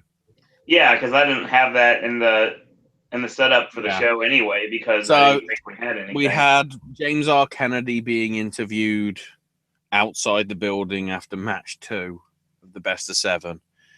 And he says, sure, I'm a businessman, but I'm also a human. And from what I saw, those two put each other through, with chairs, tables, kendo sticks, wrenches, everything. I'm shocked and appalled by what I've seen. And keep in mind, this is match 2 of 7, and they nearly killed each other in match 2. So even though he's a businessman, what he saw was money. Now all he sees is fear. The fear of what he's created and what's to come.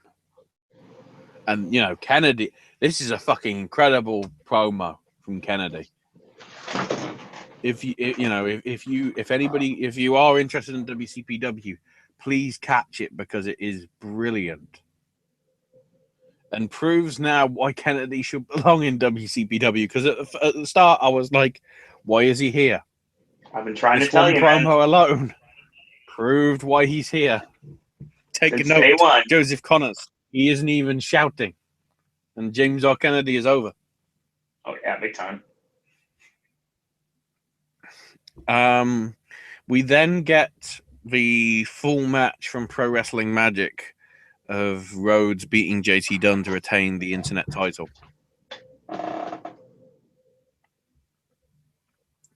Which is awesome, because Brandy comes out and gets involved, and basically JT's basically out to hit her or whatever. Hmm. Cody goes for a beautiful disaster kick, only for JT to get out of the way and kick Brandy in the face. And then Cody and JT do a double clothesline, and both are out on the floor.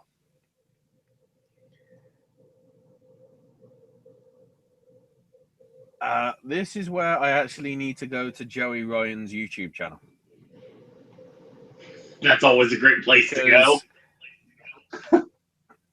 One, because he shows up, but I guess because music that Joey, I can't remember what the fuck it was, which is why I'm going to the clip to try and get it.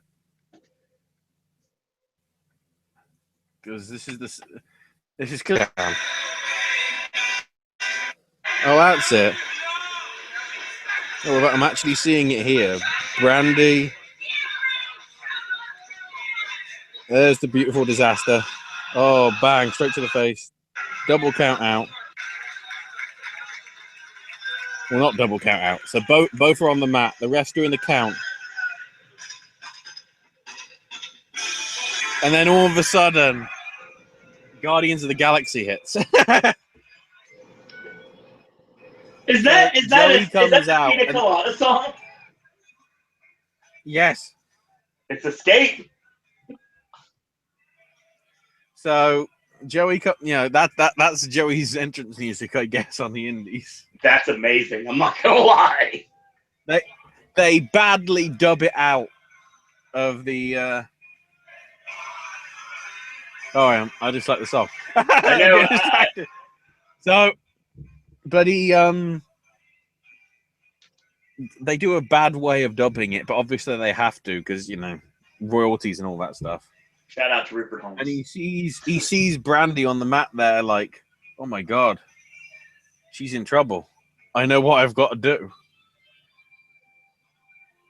So he just takes Brandy in his arms and takes her to the back, officer and a gentleman style. And then the match continues. That's amazing. What? That's so amazing. But as Joey Ryan noted on his description, Joey Ryan kidnaps Brandy Rhodes because I don't know what happened to her since. From the way it happened, it's like Cody didn't care either. So I was like, okay. Cody won with Crossroads, but oh my god. And then we get a bit with Pacitti backstage, still in shock, about what's happened, losing his job. And Bully Ray shouting, "What the hell happened?" You told me the Pacitti Club was awesome and everything. And there's just a bunch of misfits. You paid me a ton of money. But that doesn't solve the matter that this group's useless. And that makes me angry. And remember, do you know who I am? I'm Bully Ray. I'm out to hurt people. And I know where you live. And I know where your next shows are. So you better fix this, Adam. You better fix this. Or else there's going to be hell to pay. So I've got a feeling Kirby's general manager spell might be somewhat premature. Maybe not.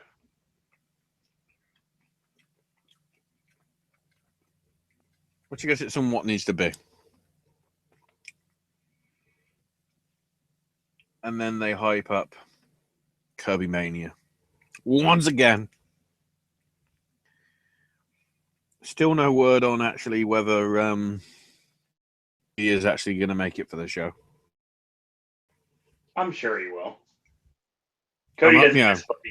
We still don't know what's going on with that. But we'll see.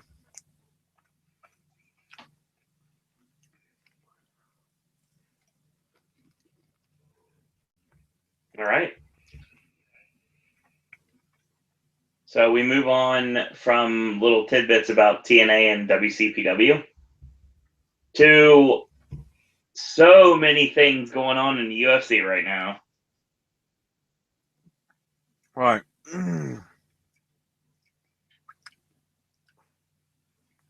So I'm literally going in order, really, from what happened. I'll go through like some of the other details on the UFC card that is coming up this weekend. Oh, that's where I'll fucking start. So UFC 207 is happening this Friday, December 30th. I'm guessing you've heard the Meltzer report. I was did you kind of tune out? well, usually with the UFC stuff, I tune out. But there is something that came across my desk, literally as I'm sitting here and watching Ring of Honor. I will state right now that apparently there's somebody that's going to be leaving UFC after this weekend. Oh no! We'll get no. Okay, that you news probably came didn't across see it me. either. So yeah. No, yeah, we'll get to that because Okay. that's coming up. I'm going in order of what happened. So Okay. the first thing I'm bringing up is the show itself, Okay. or most notably the date, because apparently there were adverts running during Raw saying everybody watch the UFC this Saturday, December the 30th.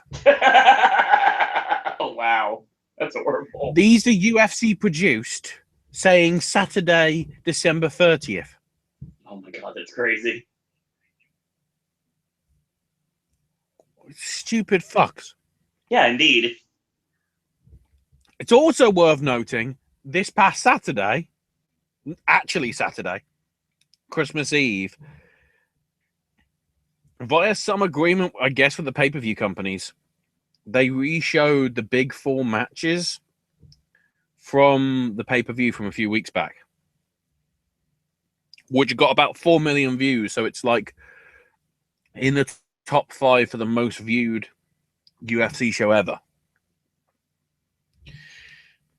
which was good because that meant one of the matches of the year, that we talked about, that I talked about last week, with the absolute, I can't remember the names exactly off the top of my head, but the two guys that, I was saying it was a match of the year contender, which you'd have thought if it was match of the year contender, I'd remember, but that's Conor McGregor and Ronda Rousey and all the shit that's been going on this week to make me not remember.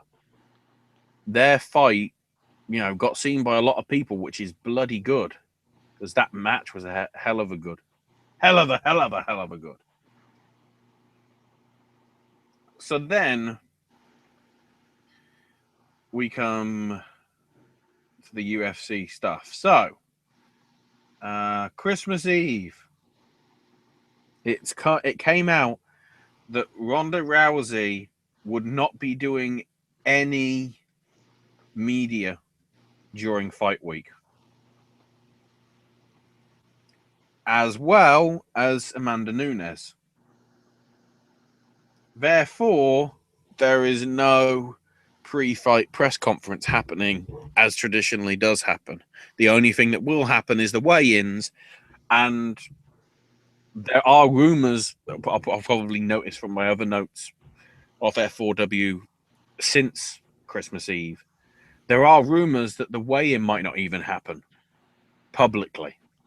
They'll just say Ronda weighed in at such and such, Nunes weighed in at such and such, but you're not seeing them. They're the main event of a show, and they're being fucking cotton walled up. How the fuck am I supposed to be interested in this show?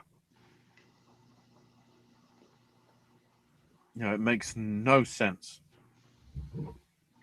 There was also a little bit of news that after Brad Pickett lost to Faber last week on the Fox show, He said that he wants to retire in his hometown for the London UFC Fight Night show, which is in March. So I guess that could be happening. Then we come to Christmas Day. And if you didn't think it could get any more interesting, on top of the fact that it's worth noting this because this was like a few weeks back and we didn't mention it. Jessica Andrade was going to be taking on Mania Morose, supposedly. But Morose got pulled out on December the 7th, replaced by the Invicta strawweight champ, Angela Hill. But then, like, I think on the 11th or the 12th, a few days afterwards, she got removed from the card altogether because basically, I guess she's got a doping violation with USADA, or she isn't USADA properly cleared, which is weird because she's Invicta. Because I think Invicta's USADA, done or whatever. So basically, one of your fights is gone. That was going to be, this is going to be a good fight. Add into fucking the fact that now one of the other big fights that people were interested in, Cain Velasquez versus Fabricio Verdum, that's now got called off in a weird fashion because up until he heard that he'd got kicked off the show, Velasquez thought that he was going to be on the show. Apparently, either USADA or the medical people were not happy, so that never happened. So then Verdum was offered Junior Dos Santos, who himself is, I think, training to take on the heavyweight champ Stefan Struve like in a couple of months. And Verdum, sort of knowing that Dos Santos can be, risky, turned it down. So that match has gone on completely. So the only match that's really getting the publicity now is Dominic Cruz defending the bantamweight title against Cody Garbrandt. Thankfully, these fuckers are saying stupid shit at each other, so it's covering up this shit. Well, that's good. Dominic's Cody thinks that he can out-talk Dominic. This is like James Ellsworth trying to out-talk Jim Cornette. Oh, wow. It's not going to fucking happen, son. Nope.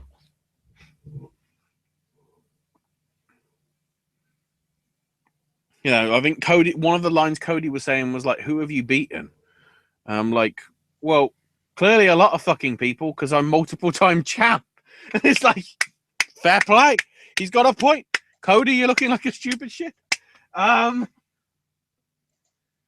Apparently, in some sort of special organized media scrum that they did today, they had a fair amount of words to each other backstage. Not even like on the stage. They actually did it backstage. I guess because they realized the pay-per-view buys for this Friday are utter shit. And they are having to drastically do it because basically the feeling is Ronda's going in as the heel in this stuff. The fact that she walked away from the company for over a year and has just walked back in and suddenly gets a title shot, rightfully, I would argue, quite a few people resent her. She should have to earn her way to the top rather than just come back and get an immediate title shot. The irony, of course, being if she did win, she'd probably go after Holly Holm anyway, because the Holly Holm title that's being created, which is coming, I think, mid to late January, is at such a, or no, I think it's actually February because it's the next pay-per-view, is at a weight that will be more comfortable for Ronda to fight at, as it is with Holly Holm. So if anything, all the people are just going to move up 10 pound or whatever. I mean,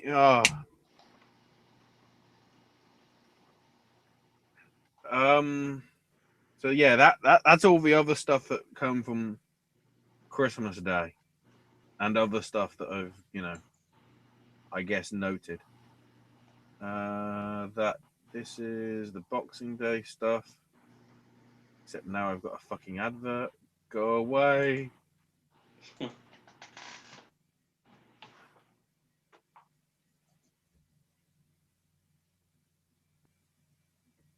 Oh, that's good.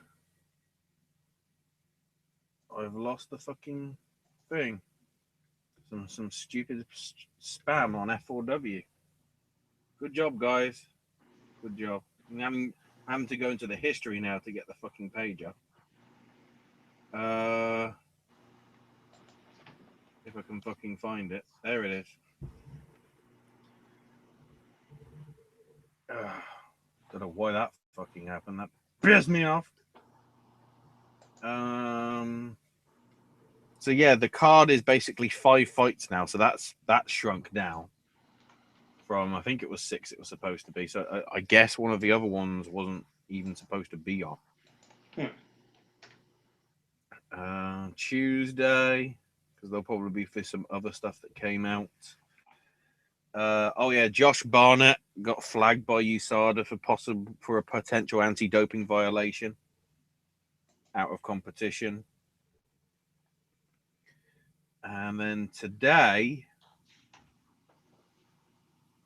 if I manage to get the notes, we had the Dana White media scrum, basically taking questions, and basically most of it was about, why aren't we getting any media for the main event? Because, it's a main event. And then mainly what's also going on with the lightweight division. And the titles.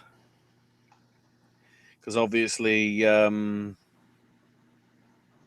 whoever Pettis was up against, because I can't remember from a few weeks back, whoever became the interim champ, you'd have thought was going to face Aldo. Dana revealed Aldo wanted, unsurprisingly, the guy that talks a lot, which is Khabib Nurmagomedov. And apparently Khabib's dad doesn't want him fighting. So, who knows? And then Tony Ferguson agreed to fight Khabib himself, but Ferguson said, I want what Khabib's being paid, and sort of they aren't interested. And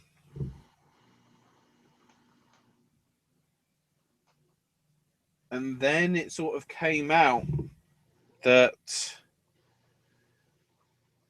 Goldberg might be leaving. No, we don't mean Bill. We mean Mike. The voice of UFC for a fair number of years. Certainly since I've been watching over the past 4 or 5 years. Apparently Friday, and I stress that, Friday, not Saturday, Friday, might be the last time you ever hear Mike Goldberg on a UFC broadcast. Yep. I just saw that a few minutes ago. The irony being that some person called Jim Rome is going to replace him. So apparently, UFC just likes hiring people that have WWE names.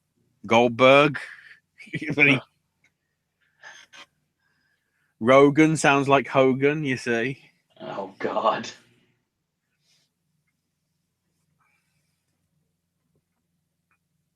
Um, yeah, I mean, it's weird because apparently about a decade ago, Mike Goldberg did go to the E and they turned him down because he had the name Goldberg.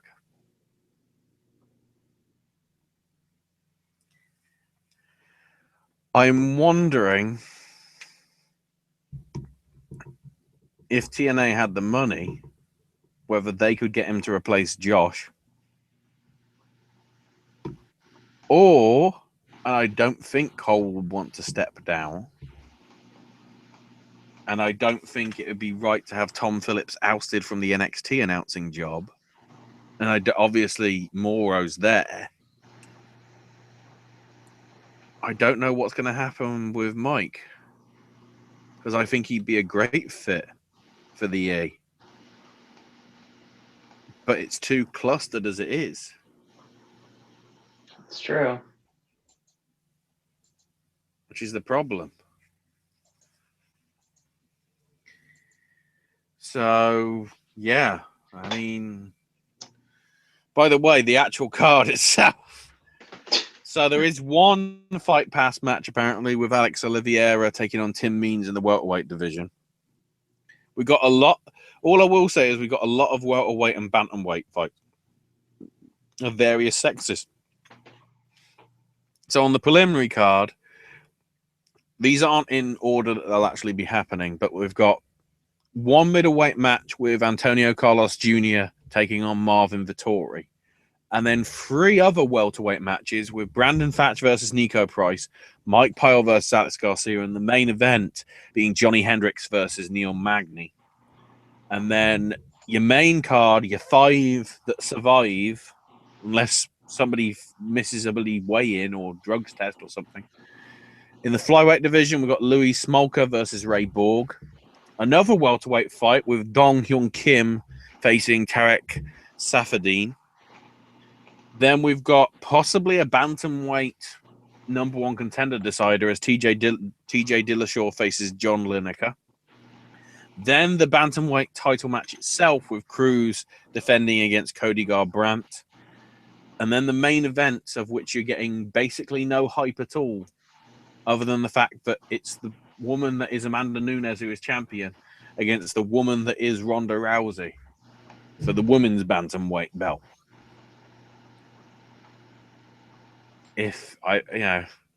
Apparently this show is happening in Paradise, Nevada. Okay. Depending how this show goes, it could be anything but fucking paradise. It's a big, big, risky thing. Probably because I don't have a fucking life. I will be watching this on Friday night, Saturday morning, then getting a very little sleep because then I've got to be up probably less than 12 hours later after doing shopping and everything to catch the bloody World of Sport Wrestling, which is happening Saturday morning US time, or I think it's like midday Eastern it starts. So sort of morning, afternoon-ish for American people. But for me, it's, in the evening. So, yeah, I really hope the show just goes like 2 hours, the pay-per-view bit, so I can then get to sleep. Yeah, I understand that. But, yeah, if this goes badly, I feel sorry for Goldberg, and 2, UFC is going to be shitting themselves. Especially if Ronda just says, I'm retiring. That's one of the big draws that they had gone. Which, okay, she'd been gone for the past year anyway. But there was always that sort of promise that she would be coming back. So, I mean, we'll see. Keep in mind, UFC's pay-per-view for January isn't even happening. I think they've only got 2 shows. One's a fight night, and one is a free on Fox show. The next pay-per-view isn't until like early to mid-February. So, yeah. the buyout all of a sudden has investors quaking in their boots, possibly. It'll be I a can see very that. interesting weekend. On top of that, as well, apparently over in Japan, Rising is having a tournament as well. It's basically starting in about 2 hours from now if you're watching us live here. Basically at 1 a.m., so a couple of hours away. With a whole bunch of undercard stuff, but then there's also like a tournament, I guess sort of like the original UFC, featuring a couple of names that people might recognize going against each other in the quarterfinals. The main event for the first night of the stuff is Mirko Crocrop taking on King Mo. And then the semi-finals and the finals are happening, I believe, basically right after the UFC show finishes. I probably won't be watching that anyway because I need to sleep. Apparently, one of the Gracies is having some match on it as well, and a couple of other Japanese people that are married to Academy Award nominated or award winning actresses over there are only getting all the plaudits because they're married to famous people. So they're getting in. It's sort of like the opposite of David Otunga. Because Otunga doesn't get any rub off Jennifer Hudson. Both literally and figuratively. Whee! Foxy!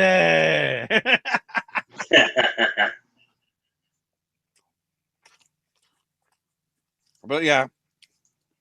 So there is some other MMA stuff happening, mainly in Japan, because Japan does, I think bar New Japan, I think every single promotion, bar from what I heard from Dave Inoki's promotion, isn't doing anything. But like Big Japan, All Japan, Noah are all doing grand sort of New Year's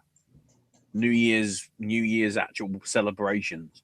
Like the show finishes at New Year's Day, so everybody at the arena celebrates the New Year together. Well, that's cool. Sort of weird, because WWE wouldn't do anything like that. No, it wouldn't. I don't think many other cultures would do that either. So there you go.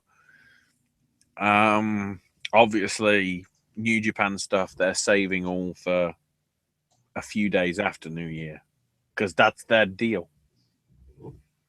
Makes sense. But we'll get to that probably.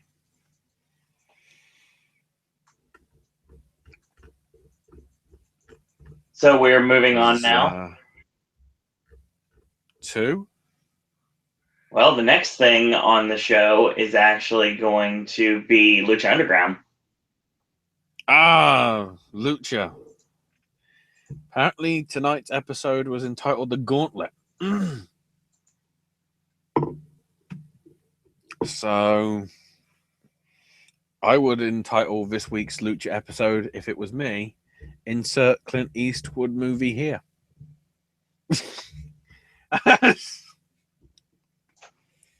And about 4 people will get that, including Sondra Locke. And about 2 people will get that. Nice. So previously on, Worldwide Underground and Angelico don't like each other. Cage and Tejano don't like each other. Jeremiah doesn't like Pedro, or whatever the hell his name is. Like the real sort of name of Mil Muertes or whatever it's supposed to be. And Puma is back from the dead. Cut to Vampire. Apparently that was who the weird figure was. He wasn't actually embalming him. It was Vamp basically just looking like the Punisher. Oh, God. With face paint sort of thing. Like with the skull on his face and just said, "Come with me." And he woke up. And that was the whole, to be continued from a few weeks back. So now we're back inside Vamp's temple, saying that he's resurrected him into darkness begins tonight. And Puma's like, he says, and pledge yourself to me, Puma. And he goes, Master. Which all of a sudden, considering what happens at the end of the tapings, is even more fucking confusing. Considering the other person that is closely connected to fucking Vamp is going to be facing the guy that's now connected to Vamp via Resurrection. So, whatever. So now we get the first match, Jeremiah Crane versus Mil Muertes with Katrina. This is an interesting one because it basically, there's about 2% offense from Crane and the other 98% is Mil. This is a squash match as squash matches can go. For some reason, there's one spot where Katrina gets on the apron, distracting the referee. During this time, Puma runs in with a kendo stick and beats the crap out of Mil. Meanwhile, right before this happens, you know, it's, I guess, I don't know whether Vamp is channeling him or something, because he's just being, you know, Striker's like, hey, are you feeling all right? He says, I'm just focusing on the match. It's like, oh, fuck, he's doing drugs again. What? He's doing drugs? Get him off the drugs. This attack then allows, I think it was a roll-up from Crane. 1, 2, 3. Jeremiah gets the upset win.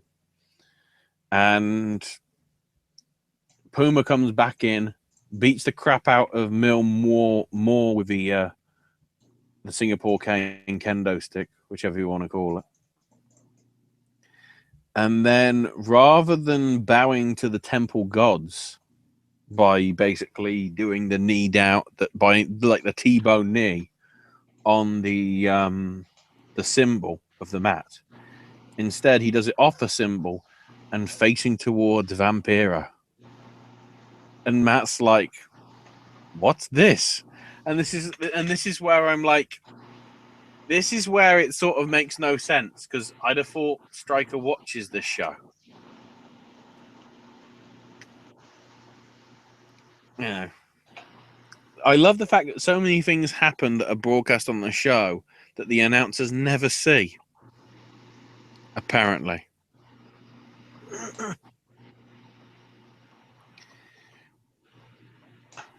So then we have Sexy Star backstage. And I don't know who this is. I don't know whether Owen can find out. I can look into it. Some random long-haired fuck, because that's what I have to call him, because I have no clue who he is, shows up and says, oh, Sexy, first ever female Lucha Underground champion.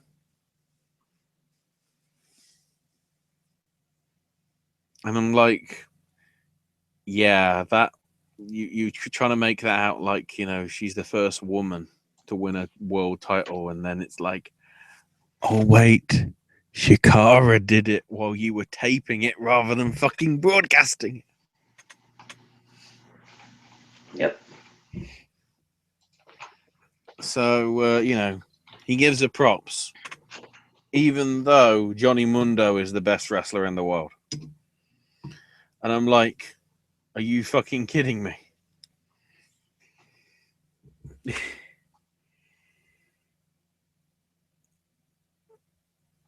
And he says, I found this in the arena. Apparently it's, you know, sent to you. Yeah, I hope it's a nice gift. Yeah. Don't worry, it didn't come from me. I'm not like any stalker or anything. Even though Mundo is the greatest wrestler of all time. and I've sent him gifts before, but I've never heard anything from him. Bye, and walks off. And oh fucking hell! She opens the box. Oh look, it's a spider. And this is why Sexy Star cannot be treated seriously. She Sexy Star does her best. Fucking Great Caruso. Volkswagen Dasher. It's like and then runs off. It's like, how fucking ungenuine does that feel? This is terrible. This is actually fucking terrible. You have a love-hate relationship with Lucha Underground, don't you? They do great stuff, and then they do things like that, which is like, they wouldn't even have that in that fucking thing with Jesse Goddard. I don't know. I haven't watched it, but I'm not gonna fucking watch it.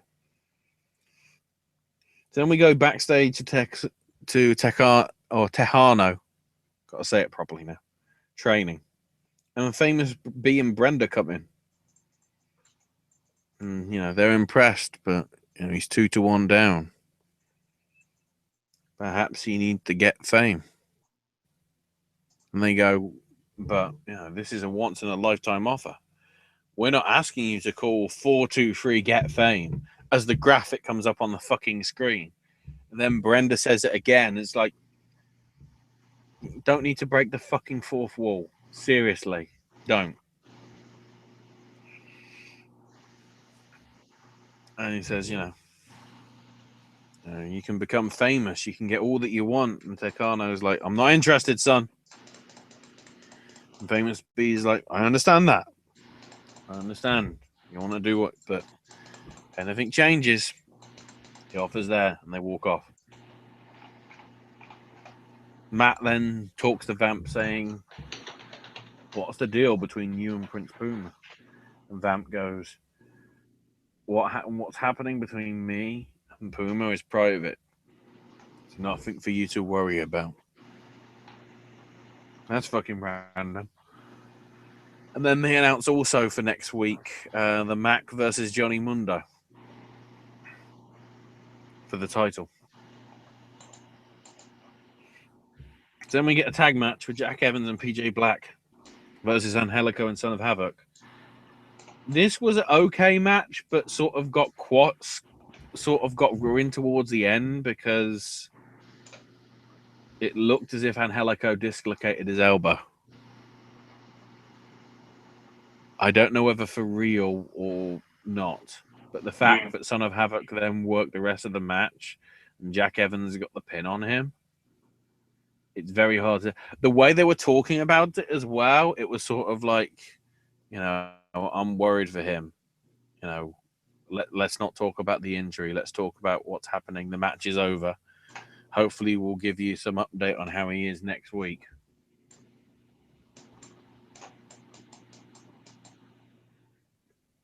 So, yeah, they sort of like tried to get over it as quick as possible, which was making me wonder, is this a work or is it not? And that's the problem. That is a problem. It felt fake, but also not fake. It's weird. There you go. So then Sexy Star storms into Dario's office. And she's like, Mariposa! I want her. And Dario's like, you want her again? What? You want another no mask match? And she goes, no. I just want... Well, it's in subtitles because she says it in... she says it in Spanish. It's just like, I just want an old-fashioned beatdown with her. And Darrow's like, all right, you've got it. And he's smiling away as he opens this lucha case. And there's a blue light inside it. And I'm going, Good to see Rodriguez is stealing from Tarantino again. Well, if you're not going to steal from your best friend, who are you going to steal it from? Come on. I don't fucking like him.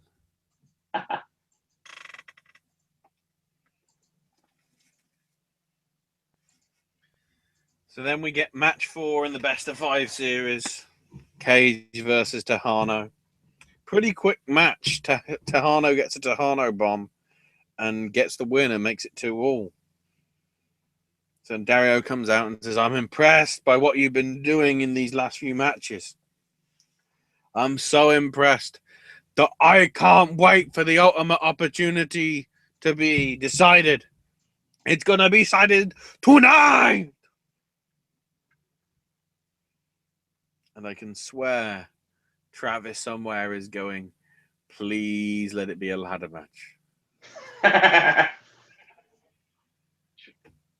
And then we get an advert that says, don't miss next week. Because there's only one episode left before the season finale. And I'm like, whoa. So that means, and they said it's a shocking season finale as well. So that means not next week, but the week after, when they get to episode 20, it looks as if they're stopping the season. It's very all of a interesting. sudden, the upcoming 4th season worth of tapings might suddenly become the 5th.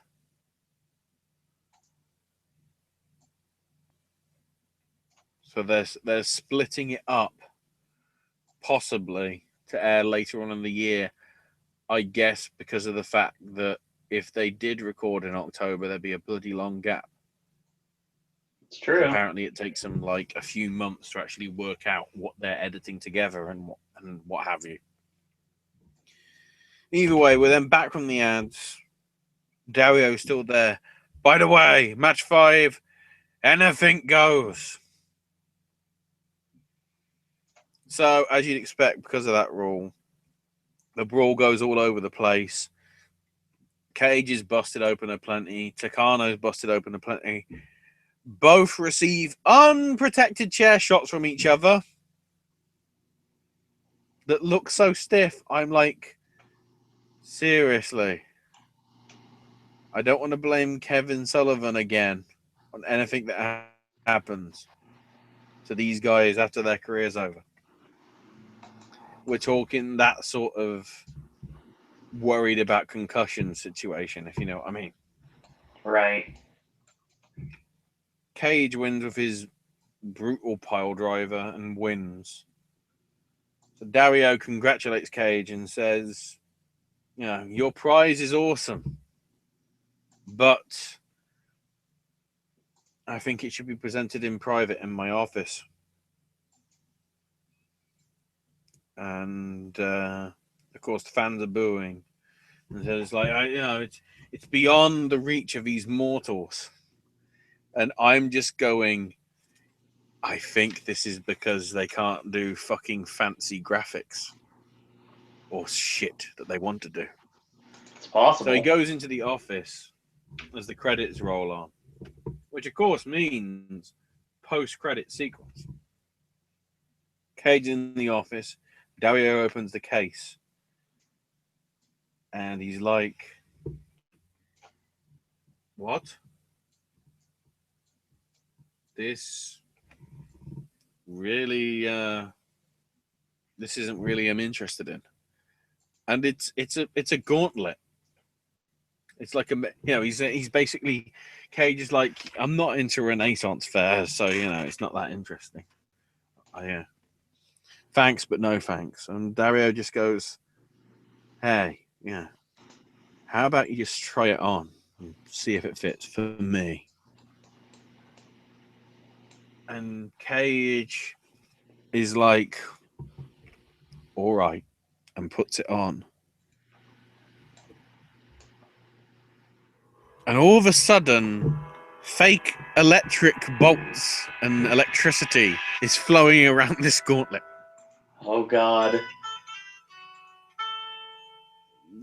Fucking Thanos is real. And Dario's like, do you like? Kay just goes, yes. Grabs him by the throat, basically strangling him, and goes, on second thoughts, I'll keep this. Thanks. And he walks out.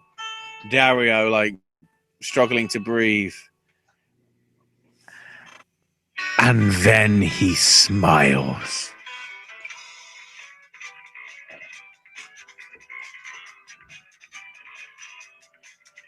The fucking mayor in the car is going to possess Brian Cage, and it's gonna get fucking confusing. It's on a fucking roundabout. Oh, wow. Only in Lucha Underground. Yep. Only. Of course it's only in bloody Lucha. Yeah, let's do some shoddy, like 90s. It wouldn't even be on fucking sliders. It's that 90s. Yeah. This is like quantum leap shit. Wow. From what I remember, I guess this gauntlet is like the power of like who is the mayor, which we still haven't seen, or we may never see. Who knows? Right. Considering they've said shocking conclusion for the mid-season finale, or whatever they call it. Right. I guess it could be something to do with that. But yeah, that's Lucha.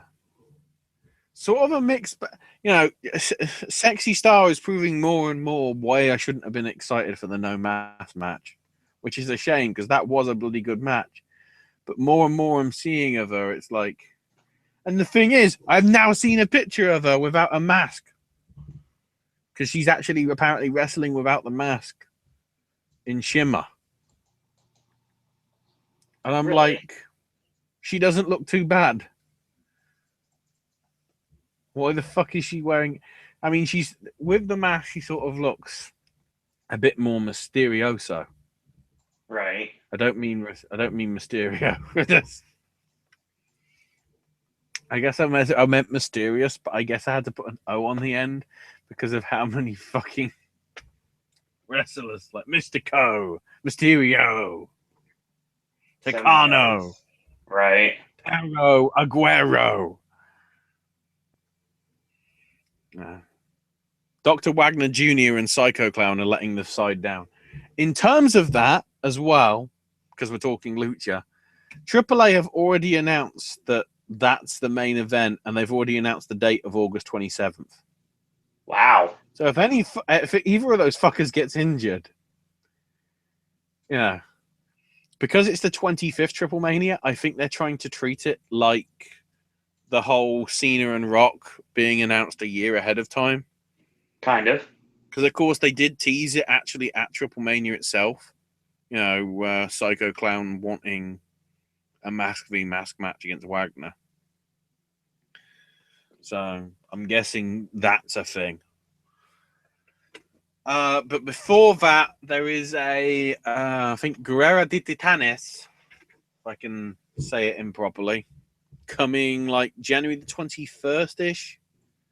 But unsurprisingly, like the main event is a 6-man tag with one side being Psycho Clown and the other side being Dr. Wagner Jr. Plus, I think we get another match between Mundo and Pentagon Jr. for the Latin America title. Nice. As well. That's what I vaguely remember.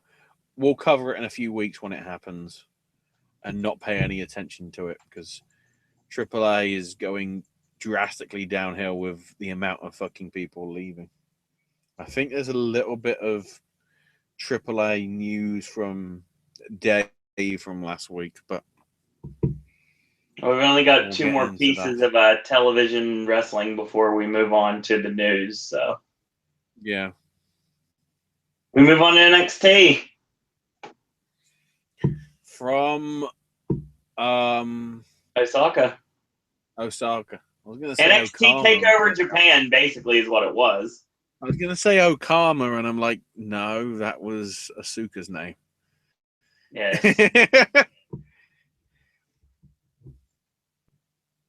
Or Asuka.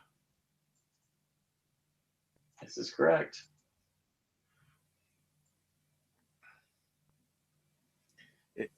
Is it worth talking about the main event, considering how we already talked about it, or did they show more of it?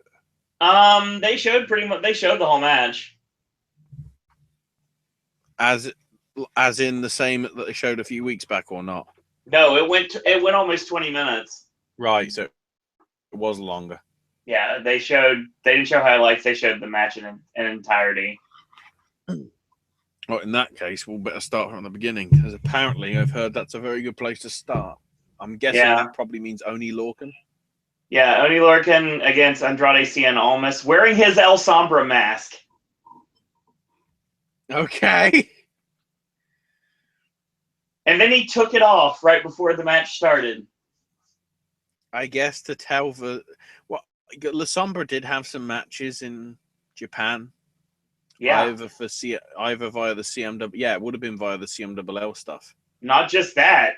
Tom Phillips mentioned on commentary he defeated Shinsuke Nakamura for the Intercontinental title in Japan. Yeah. I wasn't aware Almas was an Intercontinental champion. I'm going to the fucking notes, son. IWGP. And well, that says a lot. I search in IWGP, and the first thing that comes up was the Intercontinental title, not the heavyweight one.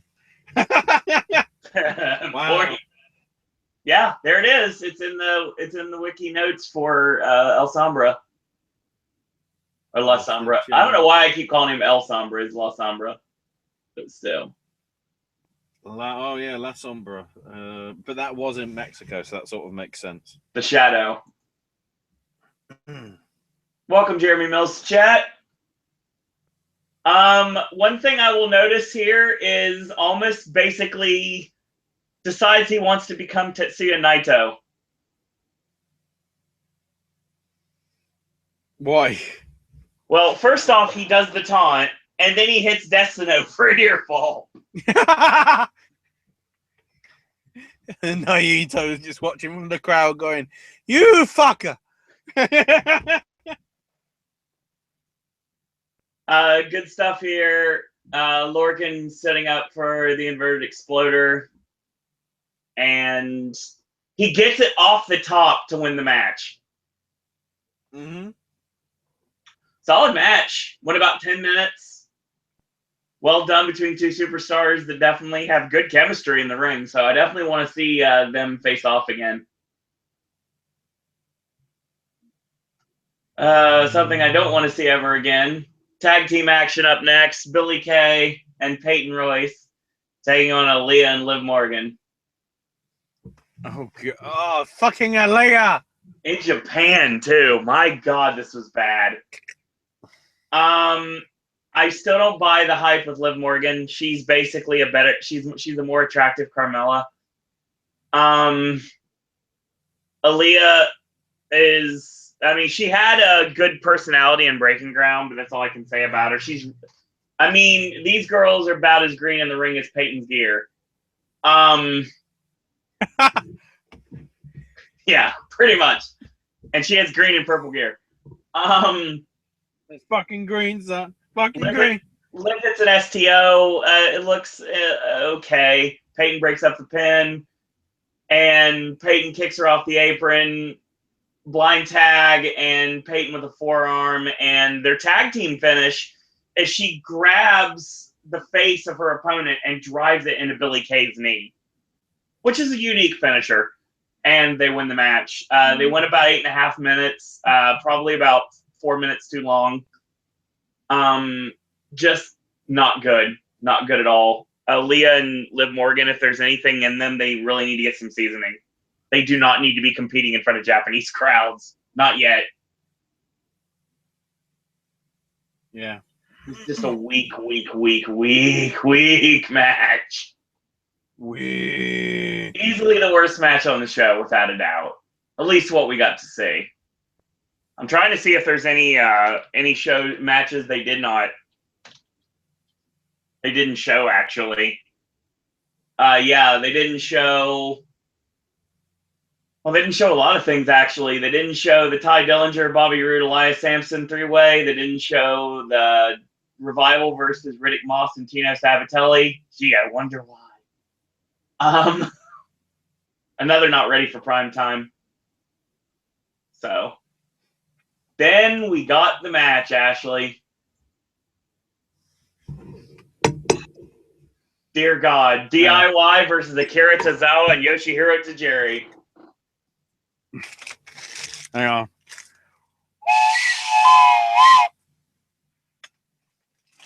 This is where the fuck train has no brakes. Excellent match. Excellent match. My God. A lot of great back and forth. Tajiri got to hit most of his greatest hits. Everybody pretty much got their shine in. Tajiri gets Johnny Gargano in the tarantula. He ducks the buzzsaw kick. He rolls up. It gets countered into a roll-up kick. Tozawa gets tagged in. They trade forearms from death. It's insane. They're trying to, like, take each other's heads off, literally. It looked amazing. Step up Enziguri kick countered into a German. Ciampa makes a save. He hits rolling Germans. The third one is blocked, and he gets a roll-up. Tozawa hits snap German suplex on both Gargano and Ciampa, and hits a stalling version. Gargano breaks up the pin. Tajiri ducks up the Enziguri. Gargano ducks the round kick and super kick of his own. We get down to Tozawa and Ciampa.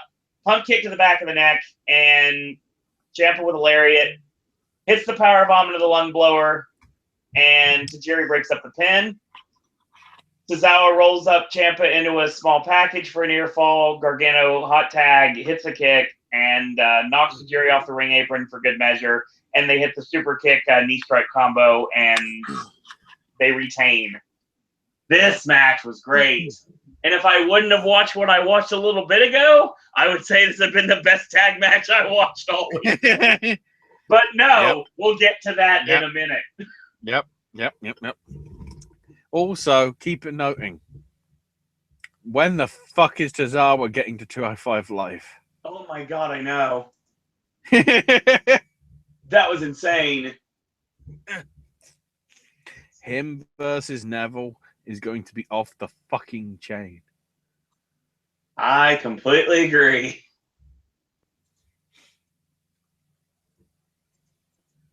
So yes, then we get our, I guess you would say, our semi-main event.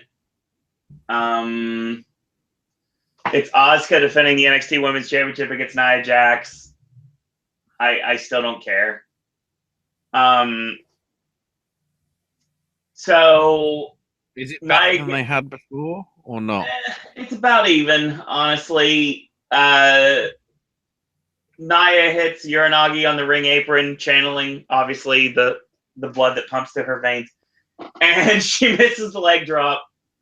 Asuka with the round kicks. Nia catches one and ducks the right. Spinning back fist. Nia gets caught with a hip attack, and the triangle choke is countered into a power bomb, but that counters back into the Asuka lock. Nia can't she can't get it on Nia because she's too strong. Breaks it up by backing into the corner. Goes for the sleeper. Is on Nia's shoulders. Nia with the power bomb gets a near fall off of that. Hits the spinning back fist. Goes for the Samoan, and she gets caught.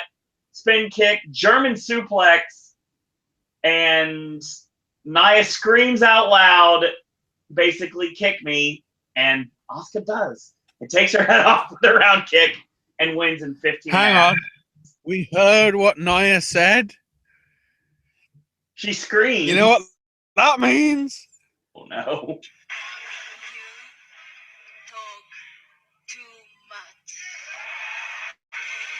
Yes! Nice! God damn it, Nia! It's about time. Next week, NXT is going to be showing the show from Melbourne, Australia. So we got tag action with the Drifter, Elias Sampson, and Bobby Roode taking on Murphy and Ty Dillinger. I'll have to find out why that's happening. Liv Morgan versus Ember Moon versus Billie Kay in a three-way. And That's DIY versus TM61. That's promising. Yes. And We've of already talked. course, We've already talked about the main event a couple weeks ago. It's the full match. No real reason to bring it up again. They went 20 minutes. So Joe gets out of the inverted exploder and he hits his trifecta. And that's the inverted atomic drop, the Yakuza kick, and the senton. Gets a near fall. STF is locked on. We come back to commercial break. Nakamura out, grabs the ropes, and he basically goes for an armbar. Joe blocks that, locks on the triangle. Joe gets to the ropes, and Joe gets caught with a German. Kinshasa is called for, but he gets caught with the snap power slam for a near fall. Sets with a muscle buster. Nakamura wiggles free, avoids the knee one more time. Kikina clutch is locked on, and Nakamura breaks through, but he gets caught with a German. Nakamura rains down the elbows, and Joe sets up for the muscle buster after several suplexes. Nakamura kicks him off, hits the back end Sagiri kick, goes for the Uranagi on the ring steps, and Nakamura ends up hitting Gachasha on the floor. They get back in the ring, they fight, and hits a sliding knee, and Nakamura picks him up, going for the fireman's, put him on the buckle and the running knee strike. But he can't do it. He collapses out. Nakamura falls to the canvas. He gets on the middle turnbuckle, hits a Kinshasa, and that's the end of that. So, yeah, they showed the whole match. It was decent for what it was. It is clear to anybody that has eyes, Ashley, both men are working injured. You could definitely tell they're working hurt because they're working a lot smarter than they normally would. Yep. But okay. It was good. It was a really good show. I really enjoyed this. So NXT TakeOver Japan and NXT TakeOver Australia. Obviously, I don't know if they're going to be. Is there going to be a 2-hour show for next week? I'm not positive. I don't think so. But they'll probably just show highlights of those matches. Oh, it is? I think it is a 2-hour special as well. All right, so NXT TakeOver Melbourne will be next week. So, yeah, we'll be watching that. And we'll do it the same way we did it tonight. We'll go live at 9 p.m., but we will be watching along, and I will be able to call the show after it's over. So, yeah. Solid edition of NXT, to say the least. It had the best tag match I watched. Because we're talking about Japan, shall I quickly run over the Dragon Gate results? Sure. Just to give you time to prepare yourself for Ring of Honor. Sounds good. Yes. So the Final Gate show happened this past Christmas Day. On the show, we had the team of Jimmy K-Ness, Hollywood Stalker Ishikawa, and Yosuke Santa Maria beat Gamma, Punch Tominaga, and Shakihoko Boy. BB Hulk and KZ got the win over Jimmy Susumu and Big R. Masaki Mochizuki and Don Fuji beat Takahiro Yamamura and Kaito Ishida. Aita retained the Brave Gate title over Jimmy Kagetora. Then in the Triangle Gate title, the Freeway, which was a freeway dance eliminator style. The team of Cybercon, Monday Ryo, and El Lindaman were eliminated first by Jimmy Susumu.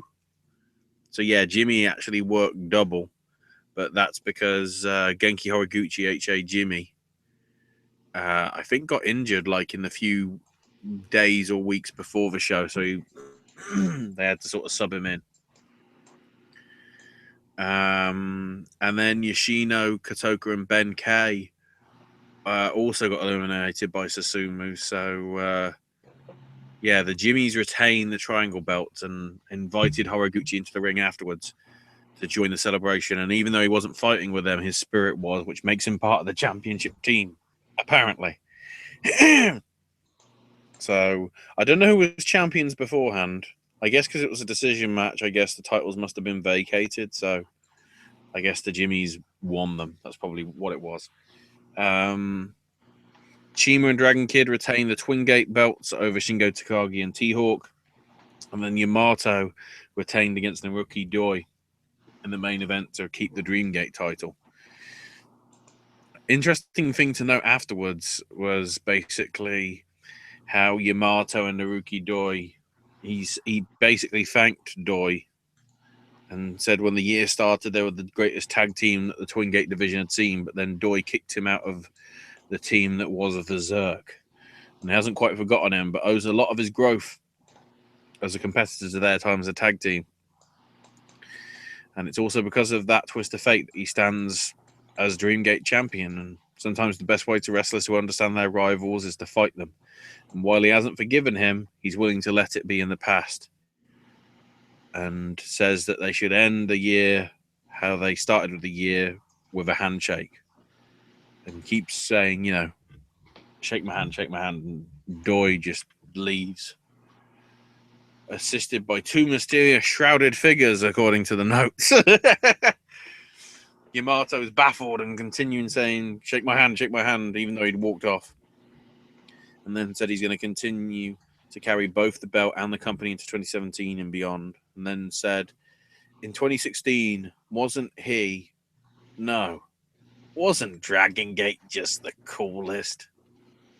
And I'm like, that line is sort of like a Nakamura line. Yeah! So, yeah. That's how Dragon Gate ended their year. They're back in mid-January for the traditional Kurikan Hall show.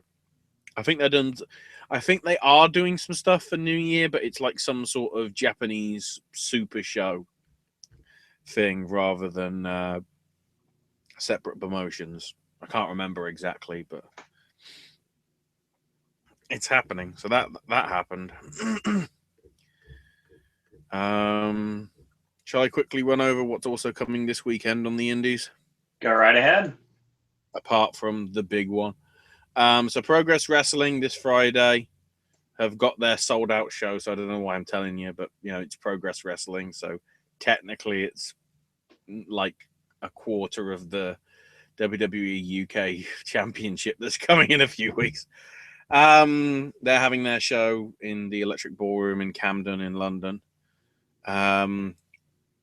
Although it's just like PWG's Mystery Vortex. You don't know who's going to be on the show. Really? No matches or wrestlers are being announced. They have to show up and find out. Although I'm guessing that it won't be Kevin Owens. Probably not. And I don't think it'll be. I'm guessing Zack Sabre Jr. could be on it. Perhaps. Probably because they're building towards the AAW thing, which we'll get to in a minute, because that happened at the Windy City Classic last month. I'm guessing that will happen. However, before Friday, tomorrow, Thursday the 29th, Beyond Wrestling is going to be in Providence, Rhode Island at the Aurora Club for the pre-show New England Mania 5, and then the big one, Party Animals, at 8, featuring Kimberly's Farewell to Beyond Wrestling. 6 p.m. is VIP entry, which I think you should be able to get tickets on the door for that if you want to pay for the VIP prices. I'm not sure what they are off the top of my head. Go to Beyond Wrestling's Facebook page and Twitter and all that for more details. 6:30 is general admission. The pre-show thing will be happening at roughly 7, and then at roughly 8 will be Party Animals. On the card, of course, card is subject to the change. We've got Pinky Sanchez versus Tracy Williams in the Women's Wrestling Showcase. Veda Scott teams up with Sonia Strong to take on Karen Q and Jordan Grace. Team Tremendous, detectives Dan Barry and Bill Carr face Matt Riddle and Chuck Cold Steel O'Neil. So it's a team of detectives versus Team MMA. Apparently. Also, I'm going to have to send the link to Owen for this. There's an interesting AIW podcast that they do, apparently showing that Matt Riddle might be a bit of a dick. Nice. I've got to love John at AIW, John Thorne. I booked him before, actually. I booked him to work a Riddle or match. Thorne? Thorne. All right. So there's a couple of pick your poison matches. We've got David Starr versus Jonathan Gresham and Joey Janela taking on John Silver. Then an all-out war between the hit squads of Dan Maff and Monster Mac taking on the Doom Patrol of Dickinson and Yaka. For the first time ever, and I guess last time ever, Donovan Dijak one-on-one with Kimberly. And then the dream match, Keith Lee against Chris Hero. I've heard he's someone not to fuck with. Then Friday is pretty much when everything else is happening. CWF Mid-Atlantic has their Battlecade X7 show at the Mid-Atlantic Sportatorium in Gibsonville, North Carolina, featuring quite a lot of matches, actually. There's a Captain's Choice 10-man tag match with Ethan Sharp's team taking on Matty De Niro's team. There's no word on who it will be. I guess we'll find out. You'll find out on the night if you go. The Rising Generation League title on the line with Dirty Daddy defending against Kane Justice. Eric Andrews defends the Worldwide TV title against Smith Garrett. Mecca Mercury and Aaron Biggs defend the tag belts against Dan O'Hare and Shellac with Riley Madison. Nick Richards goes one-on-one with Roy Wilkins with Coach Gemini in Wilkins' corner. Andrew Everett one-on-one with Eric Royal. The Ultra J title on the line with Chet Sterling taking on Lee Valiant in a no DQ match where the pile driver is legal. Apparently Sterling got brutally pile drove into the mat at one of the previous shows, and so is willing to put the title on the line, even with a no DQ, and the fact that the pile driver is legal, to get revenge. Rick Converse defends the PWI heavyweight title against C.W. Anderson. Yeah, he's still going. And it's his first time at the Sportatorium as well in North Carolina. Apparently he's had the belt for the last couple of months, even though he hasn't been champion. Bit confusing. And the main event, Trevor Lee, one-on-one with Brad Attitude. But it's an interesting one because of, the feud's been building for months, but Trevor has agreed to the fact that the stipulations are being named by Brad Attitude, which have been revealed to be that it's going to be a 30-minute time limit. If it goes 30 minutes and there's no winner, Trevor Lee forfeits the belt to Brad Attitude. Also, Brad Attitude cannot be disqualified, but Trevor Lee can. And if Trevor Lee gets DQ'd, he also forfeits the title to Brad Attitude. So the deck is firmly against Trevor Lee, which probably means he's winning. Except if there's somebody that's won the Rumble and has got an opportunity to cash in for the belt, I won't be surprised if Trevor Lee didn't finish champion by the end of the night because of what he's going through. Who knows? It's possible. AIW on Friday has the Jelly of the Month Club at Our Lady of Mount Carmel. I like the names, John. In Cleveland, Ohio. Featuring 8 matches, apparently because they want to see the UFC fight as well. They've specified it's 8 matches because they want to see it. So we've got Mike Tolar versus Sean Schultz, BJ Whitmer with the Dukes taking on Dominic Guarini, a 4-way with Sanjay Dutt, Joey Janela, Laredo Kid, and Hot Sauce Tracy Williams. The Carnies in tag action against the Jollyville Fuggets. Eddie Kingston versus PB Smooth. Britt Baker one-on-one with Swoggle. That should be fun. And then your 2 title matches, the Intense title, Alex Daniels with no strings attached stable with him, taking on Matt Cross. And then Josh Prohibition defends the Absolute title against Raymond Rowe. A rematch from, a few months back, from what I remember. And then AAW have got Unstoppable from Bourbon Street in Merionette Park, Illinois. I think a few tickets are still available at the like $20, $25 range. You can pick them up from the door at Marionette Park. Not all the matches are announced. So some of the people still to be on the card but yet to be announced in matches are Matt Riddle, Michael Elgin, Matt Fitchett, Homicide, OI4K of the Chris Brothers, Congo Kong, and Desmond Xavier. However, we have got 6 confirmed matches so far. An officer and a gentleman. So yeah, that is Chuck Taylor and Colt Cabana. I guess if it's Officer Colt Cabana, I don't know. I don't know what. I mean, Officer and a Gentleman is actually Dan Barry, but if it's Officer Colt Cabana, it could be. Then again, I'm trying to think. Could it be the gentleman and the Jew? I don't know. They're taking on Davey Vega and Silas Young. Drew Galloway 1-on-1 with Jeff Cobb. Oh wow. The AAW Heritage title on the line with AR Fox defending against ACH. I think because of ROH, ACH could be winning that just as a middle finger. Who knows? Possibly. Chris Hero 1-on-1 with Pentagon Jr. Sami Callihan defends the heavyweight title against Ray Phoenix. Basically Phoenix from Lucha Underground, but that's the name he's having to go by now. And I only mentioned this last because it's history. Heidi Lovelace versus Kimberly. I'm pretty sure that may be their last ever match in AAW. They might be. They are having a show, I believe, next week, so it might not be. But certainly it's probably the last time they're going head to head, I would have thought. Before DE. F, G, H. So yeah, that's all that's happening this weekend, apart from one thing.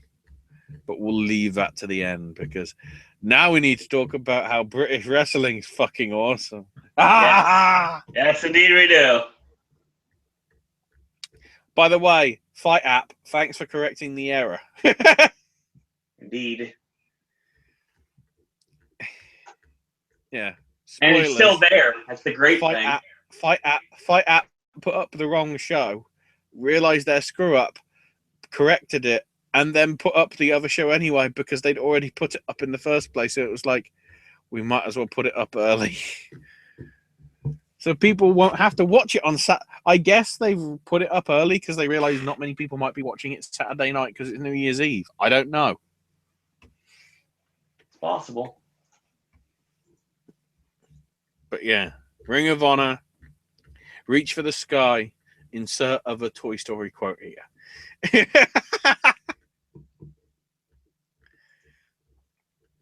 This, because my God. Shit. Holy shit. This show, my God. Like, if you wanted an introduction to Will Ospreay and Marty Scurll, this is exactly what you need.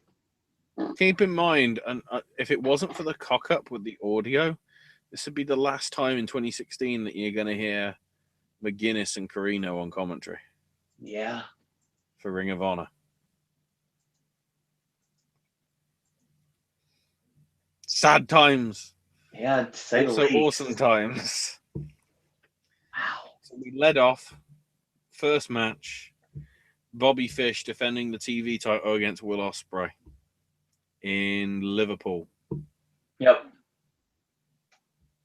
Hot damn. Good God, this match was good. The Brainbuster countered into the Ace Crusher did not look great here. It seemed like he barely got any of it. It just didn't work. Solid match here. We get to the finish. Ospreay goes for the Oz Cutter, and he gets caught in the knee bar. And he bridges back using just his athletic ability to pin Bobby Fish's shoulders to the canvas. Yes. This was amazing. That's Bobby for you. Yeah, it totally is. And then, for some reason, Kevin was saying, you better keep watching the next match. I couldn't think why. And then I realized we were in Leicester. And it was the Young Bucks. And it was Osprey. And it was Skull. And I remembered the Vine. Because Vine was still about a thing when this happened. Yeah. I remembered the Vine, which turned out was the fucking finish of the match. And I was like, if that was the finish, what the fuck happened in the rest of it? Because the finish was incredible. Guess what? The rest of the match was incredible as well. Yes, it was. It's a shame this has happened where it has, because I don't think it's got a chance to be like a tag team match of the year in any awards things, except with us, because it's going fucking there. This match. Well, I said before that there wasn't a tag match that I liked more than Tozawa and Tajiri against DIY until I saw this match. What about Revival and DIY? Oh, I didn't see that this week though. No, not this week. I'm like, I sort of want to put it as the best tag match of the year, but then I remembered that one, so it's like, ah. But yeah, this week, holy shit! Wow. This match just. I mean, okay, if you don't like high spot wrestling, this is probably not for you. But I do. Sometimes, if you don't like high spot wrestling, do not watch World of Sport on Saturday. That is a very fair point. This match, just back and forth, good stuff here. I can't say enough great things about it. Couple things I want to talk about in the match. Osprey's up on the shoulders, and Nick Jackson with a super kick. So it's Doomsday super kick. That was great. And then a tornado DDT on Skrull on the ring apron. So Osprey with a flying forearm cuts off the Undertaker, and Marty reverses into a tombstone. Osprey hits some standing shooting star presses, and Nick breaks it up with a swanton. The suck it punches, which I enjoy so much, and then Todd Sinclair getting super kicked. Scroll with some low blows. He grabs the umbrella, and he gives it to Osprey, and Osprey's like, no, I'm not going to do that. And then he's like, okay, fine. I'm going to go for it again. And he nails Skrull in the head with it. The Bucks with the super kicks. We're bang for your buck on Skrull. Sinclair lifts over to make the count, but 2 count only because Osprey breaks it up. Bucks signal for Meltzer driver. This is the spot that we've been talking about for months, and I finally got to see it. Okay, I've got to see it. This is fully going to see it. Osprey springs off the top, hits a Hurricane Rana on Nick Jackson, which his forward thinking makes science happen right before our eyes, and still connecting with the Meltzer driver. Yeah. Springboard Hurricane Rana Meltzer driver. Match over. My God. Unbelievable. I'm pretty sure after the pinfall, Matt mouthed to the camera, what the fuck just happened? And am I imagining things, or were there literally Dave Meltzer all over their gear?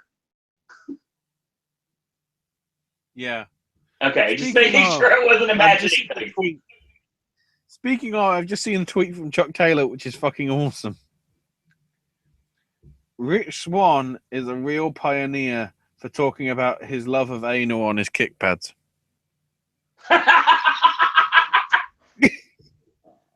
Oh, it's too late for me not to laugh at that. Fucking Chucky T. That's great.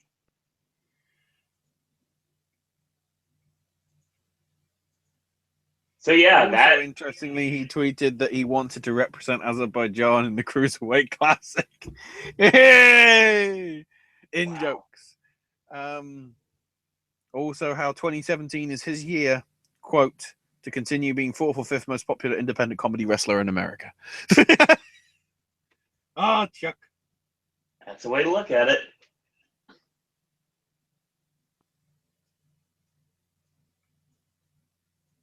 But that brings it to you, because basically we go into not really a promo, but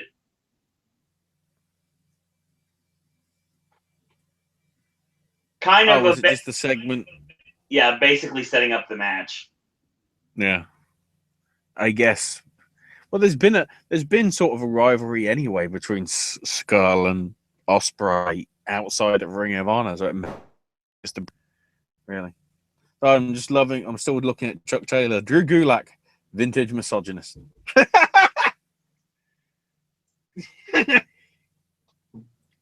Good stuff. Also, apparently, after his PWG #1 contendership win last week, he's screaming, "I am the #1 contender for the PWG World Title. Next year, I will kill the son of Zack Sabre."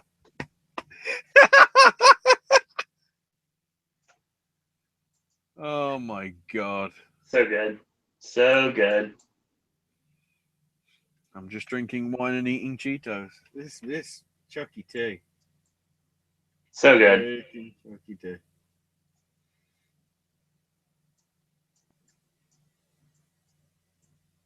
So yeah, that's what we have. But that's not the main event. Another one. You guys are screwed with all these indie people getting signed. You're stuck with me now. Nice. To complete the trifecta, yeah, we Skull get versus Ospreay the match for Ospreay's TV title. Yes. So much great and stuff. If you're wondering why WWE suddenly wants to do a show and ITV suddenly wants to do a show, here is this match. Yes, indeed. And this match was great. Like I didn't mention earlier, but Skrull does this thing that if you haven't seen it before, he likes to pretty much pantomime breaking the hands, breaking the fingertips and the fingers of his opponents. And it looks incredible when he does it. He did it to the Bucks. This time he does it to Ospreay and he vomits outside the ring. Yeah. Unbelievable. Yes. Good, great stuff here. Let's talk about the setup for the finish here. So Brainbuster countered into the Ace Crusher again. Looks better than it did with Bobby Fish. I'll admit that 100%. And standing shooting star press. Sky Twister press gets a near fall off of that. And Ospreay goes for the Oz Cutter again, gets countered to the crossface chicken wing. Ospreay flips backwards, Bret Hart style, trying to get the pin. And he gets a near fall off of it. Enziguri kick, and Skrull with a pop-up powerbomb goes for the lariat. Only gets a 1 count, which was great. Skrull hits the front flip DDT, which looked amazing. Get a near fall off of that. Grabs the umbrella, and he goes for the umbrella shot. Ospreay puts up 2 fingers. So Skrull drops the umbrella and tries to snap the fingers, hits a vicious knee strike, and starts stomping the daylight out of the back of the head of Will Ospreay. And He's a villain. Oh, exactly. And he picks him up with the tights, locks on the crossface chicken wing, and Ospreay taps out. So new champion 2 times in the same hour of television, same 50 minutes minus commercials. We got to see both title changes in the UK, and I couldn't ask for it. Absolutely. Do you have a list of the matches that are on there for next week? Because I didn't get a chance to watch it yet. I know Ladder War's on there. Ladder War's on there. The Women of Honor match between Taylor Hendricks and Mandy Leon, which I've heard not good things about. Yeah, same here. And also, I think when Cole got the belt off Lethal, which we've covered already. So, I'm just waiting for the laugh to know when he's seen the tweet or the DM. Chuck also tweeted back in October, I worked in a tobacco field for one day in high school. I'm joining farmersonly.com to find my bride. Please respect my decision.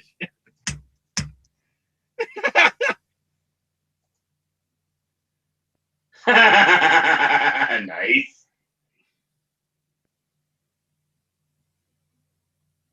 Oh my god.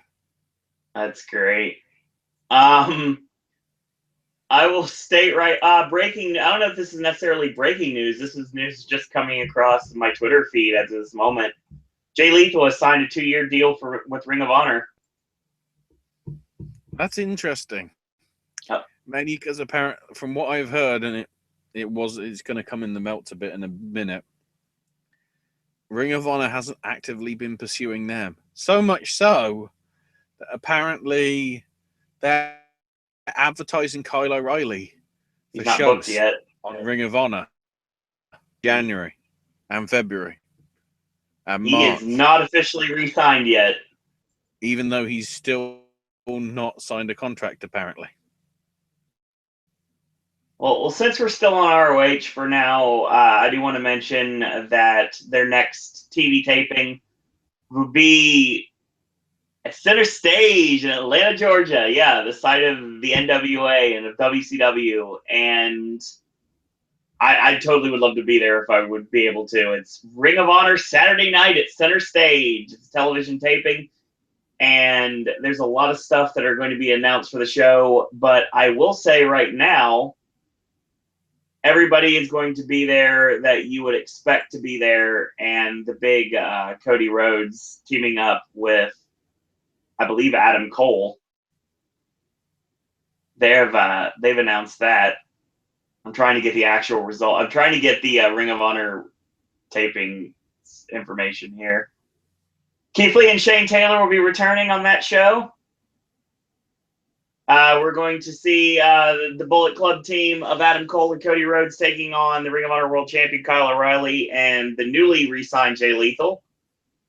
So everybody in that show, most of those people in that show don't have contracts, 50% of them. So there. Marty Scurll will put the Ring of Honor World Television title up against Juice Robinson.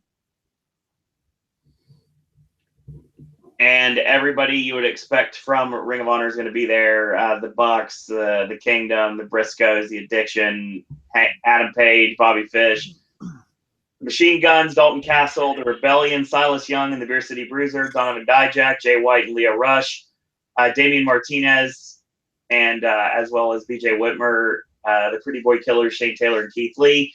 Showing you the Tempura Boys, War Machine, Cheeseburger and Will Ferrara, and Kelly Klein, Kennedy Brink, Sumi Sakai, and Faye Jackson of the Women of Honor. Taping is going to be Saturday night, January 14th, 7 p.m. bell time. Center Stage, West Peachtree Street in Atlanta, GA. Tickets are still available as of this very moment, ROHWrestling.com.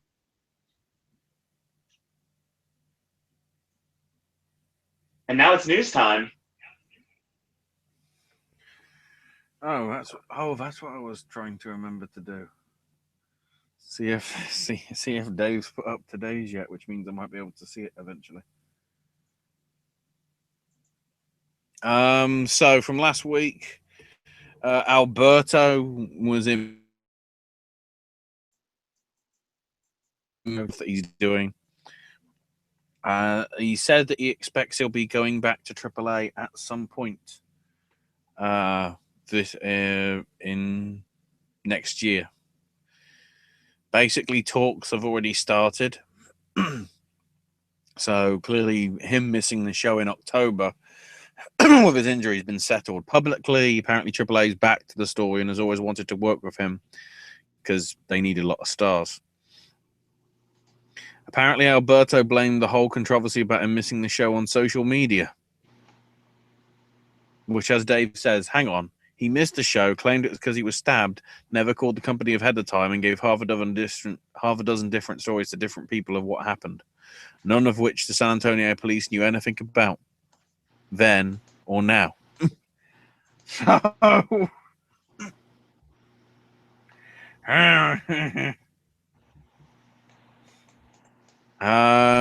Octagon's lawsuit against AAA was covered in one of the Mexican papers. Octagon suing for $300,000 and the right to use his name. Apparently, he was an employee of a company and not an independent contractor, and that's how much he should have got in benefits over the years that he has been an employee. Evidently, he lost a judgment against him in October when looking for a ruling giving him the rights to the name and character. He's also looking at starting a union to protect naming rights of talent and feel talent overall is underpaid, and making sure that everyone that works a show is paid at least 1,000 pesos, which is $49. Some keep that in mind, Owen. AAA is like the biggest promotion in Mexico. This is correct. And some of the talent isn't even being paid $50. That's crazy. This isn't the 1970s, I think. Now, New Japan's being very interesting. To get interest in New Japan World, which is something I might need to pick up on. Up until apparently January the 4th, every Tokyo Dome show from 92 to 2016 is available to watch for free. Wow. So basically 25 years of Tokyo Dome shows are available to free. Well, with a few contractual problems. So basically matches with Ogawa and Brock Lesnar are not on the card. Also, some of the shows during the dark ages of Inoki killing the product before the recent resurgence weren't good. So that was in the last 10, 15 years. But the shows in the 90s were sold out events with classic matches with like WCW stars and whatever. And there were also horrible matches like fake MMA tournaments and a bout between Tony Palmore and Sting, which is apparently terrible. They've also added, and this I think came through the news wire today, every single title match that's happened in 2016 is on New Japan World for free as well for the next week. That's crazy. So they are going super heavy for you to put your I think it's like $7 the 999 yen. Pretty awesome for what you're getting, and that's just for free. So I just mine the shit out of that for all the good stuff that you want. I might do that if I'm bored. I'm pretty sure I can get New Japan World on the on my tablet here. New Japan officials have also claimed that the advance for the Tokyo Dome is well ahead of the pace of last year's show, which did about 25,000 paid. Sometimes info giving regarding advances and shows selling out in advance isn't always accurate, though. There were a lot of questions about the advance of the Dome, and aside from the most expensive seats being gone, nothing's been said. But would be a very big feather in the caps of Naito and Omega if the attendance stays even or grows from last year. Because, basically Naito, who's been desperate to like main event Wrestle Kingdom for the past 3 or 4 years, never has had the chance to. Because he got shafted out of it 2 years ago when he won the G1 Climax, but the public decided they wanted to see the IC title match between Tanahashi and Nakamura last. So the main event wasn't even the world title, it was the secondary title. They sort of did a SummerSlam 92. But it made no sense because it wasn't like it was any of their hometown. So, but also apparently in terms of merch, Naito is selling more than anybody. Wow. So if those guys can draw a bigger crowd for being, considered not hot talent and guy genes, there's going to be interest. um, Talk about Flow Slam. Some people have said that the $20 a month is high. The interesting thing is there is a $150 a year deal, which gives you access to Flow Slam and all the other 20 plus sports sites that Flow does. So like MMA and grappling and all the other stuff as well. But in a real surprise, Jeremy Botter, who came up apparently with the idea of the Flow Slam channel, and one of the key guys that working for the MMA channel, was let go a few weeks back, which is significant because he was in touch with a lot of the pro wrestlers as far as the plans. So I don't know what happened there. There's a lot of morale issues for Lucha Underground, as talent have been told that the next season of Lucha Underground, whether it's fourth or fifth, who knows? Fourth, I guess, because in terms of they taped all of three in one block as they saw it. The next season apparently won't be taping till October. So yeah, 10 months away. So that probably also extends the time of the 7-season contracts that most of the wrestlers are on. But of course, if they're labeling the second half of what they take to season 3 as season 4, could that be a loophole that they could use? They're publicly advertising it as season 4. So technically, what they'll be taping next is season 5, not season 4. Who knows? Pro Wrestling Sheet reported that Elgin would not be working for Ring of Honor in 2017, which is not entirely true, but not entirely untrue.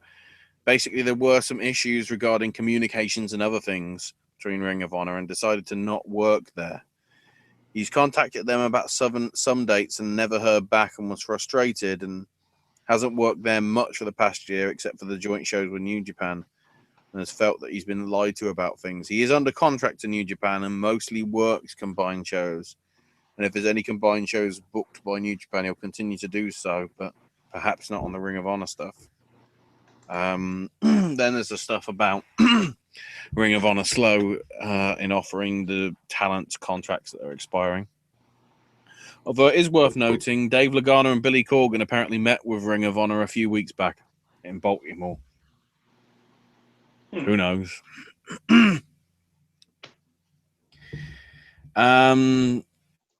Drew Galloway's TNA contract expires mid-February. Apparently got a pretty strong offer to stay several months back, which was about $200,000 a year, which he turned down because of the exclusivity deal where they would be in charge of his outside bookings. And, considering how well the UK scene's doing, he wants to be in the UK scene. He doesn't want to be hamstrung. But that would also mean New Japan or WWE could get him. Because the TNA contract would mean he couldn't do anything New Japan. Right. Plus, Dave notes that he could be a top guy within the ITV World of Sport Wrestling stuff. If that actually does well.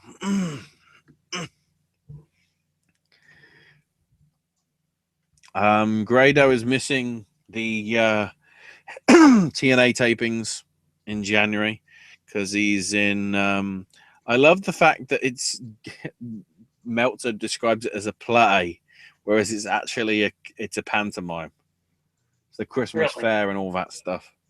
Elfie's Magical Adventure. It's going on through to January the 15th in Glasgow, so he's doing that. The taping schedule is for January for TNA. That is January 5th will be almost live. So it'll either be a 1-hour tape delay like it's been previously, or they'll tape some other stuff and then actually air the thing live. Then the Friday, the 6th, will be a pay-per-view, maybe live or maybe on a 1-hour delay. Then Saturday and Sunday will be 2 tapings every day, one in the afternoon, one in the evening. They leave off Monday because they want to watch Monday Night Raw as well. And then evening tapings on Tuesday, Wednesday, and Thursday, apparently. Foley's undergoing hip replacement surgery in the next few weeks and months. So he won't be general manager for the time being. Foley noted, I think on Twitter, since the write-up from last week, that he's only on like a handshake agreement with WWE. He's not under any contract. So, and apparently the surgery is going to cost about 60 grand. Wow. Why are you so fucking expensive, American Health Service? The NXT show on April the 1st sold out with 14,000 tickets sold. No lie. It was ridiculous how long So I'm guessing that means that it'll be sold out with 29,000 people if we're going on the Michael Cole and JBL logic of Chicago. Probably.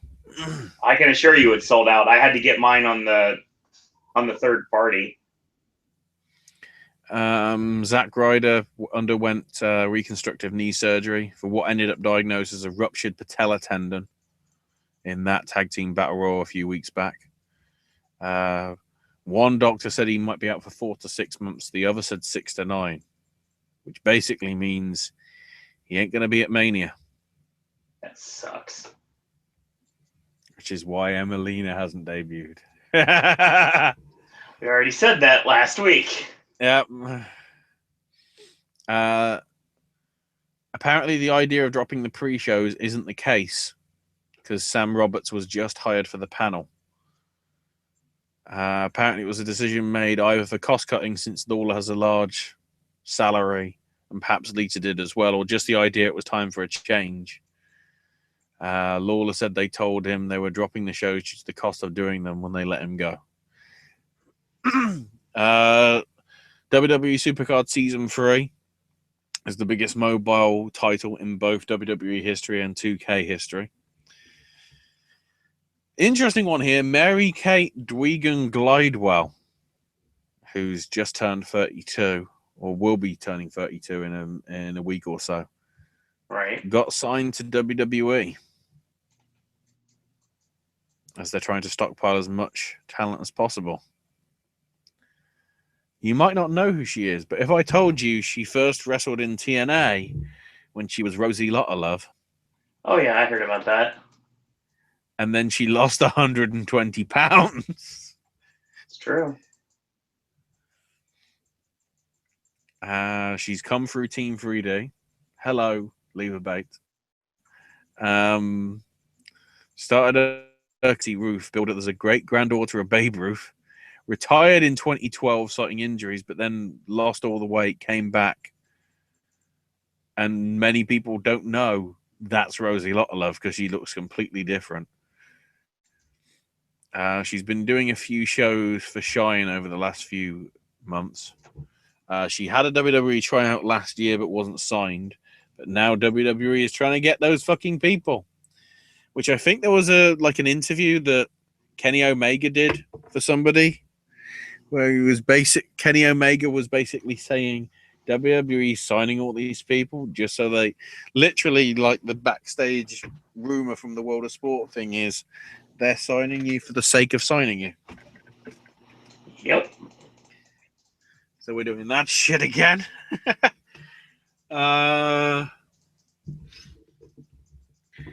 The show at the Staples Center in Friday is apparently offering 2-for-1 tickets, but was a short-term offer. So who knows? Dana Brooke might be dropping weight soon because she's going to be in the Arnold Classic Fitness Contest with bikini posing. Because, that's what wrestlers do. Bikini posing.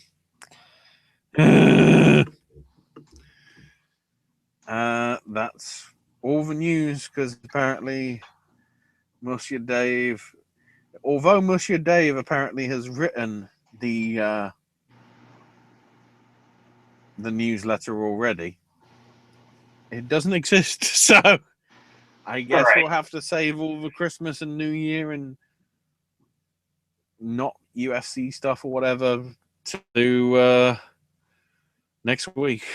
I guess Okay. mainly be wrestling stuff anyway. I don't know where the MMA stuff goes. Probably in a different place. And I think there ain't anything hugely major else that's happened. I think, other than I think they've announced that Chris Hero is going to be part of the Evolve shows in January, Yeah, I saw that. doing some stuff.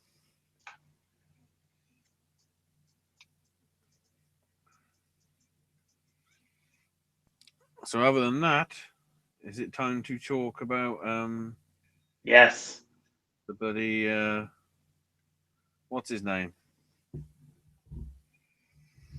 Matt Taven.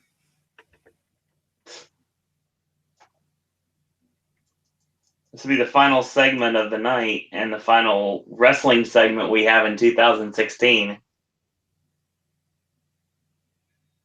Yeah. Let's talk about Wrestle Kingdom.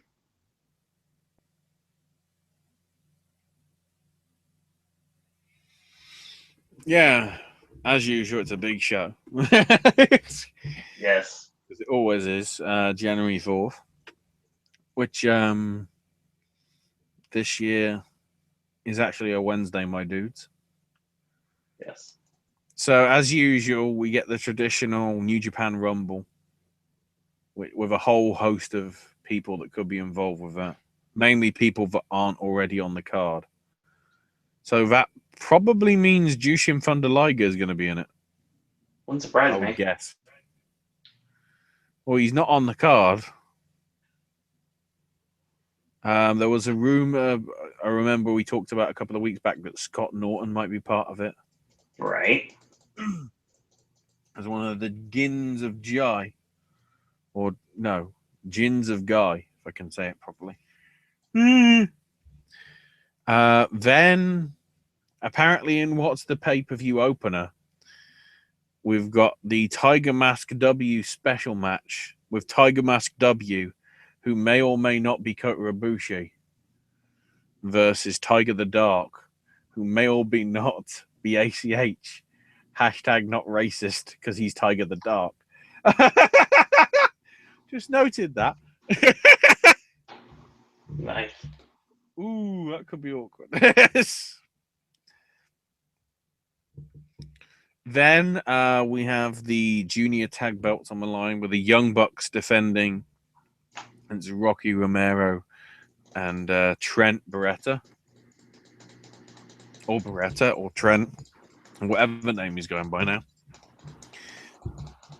Considering this is the Bucks' third defense, I think this is the longest title reign, I think, at the minute in the company. So Yeah. they're probably dropping the belts. Then we've got the 4-way clusterfuck. It's the never openweight 6-man tag title gauntlet match with the champs Satoshi Kojima, Ricochet, and David Finlay defending. So that, I guess that's Team New Japan defending against Team Chaos of Will Ospreay, Yoshihashi, and Tomohiro Ishii. Team Bullet Club of Hangman Page, Yujiro Takahashi, and Bad Luck Fale. And Team Los Ingobernables de Japón of Sonada, Evil, and Bushi. The deal here will be 2 teams will compete first, and then the winning team faces the other one, and so on. So sort of like what happened on SmackDown, except only 2 teams are allowed at the time. There's no tagging in or anything. Then we've got Juice Robinson versus the American Nightmare, Cody Rhodes. Yes. And then hopefully he won't be getting on a plane yet. So we'll see. Then we got the Ring of Honor sanctioned world title match with Kyle O'Reilly defending against Adam Cole. I would not be surprised Because if hell change. Adam won. Yeah, I totally believe him. If Kyle isn't staying with the company, I wouldn't be surprised if O'Reilly dropped it. And then they have the rematch at center stage. Yep, And then that's Kyle done. can see that.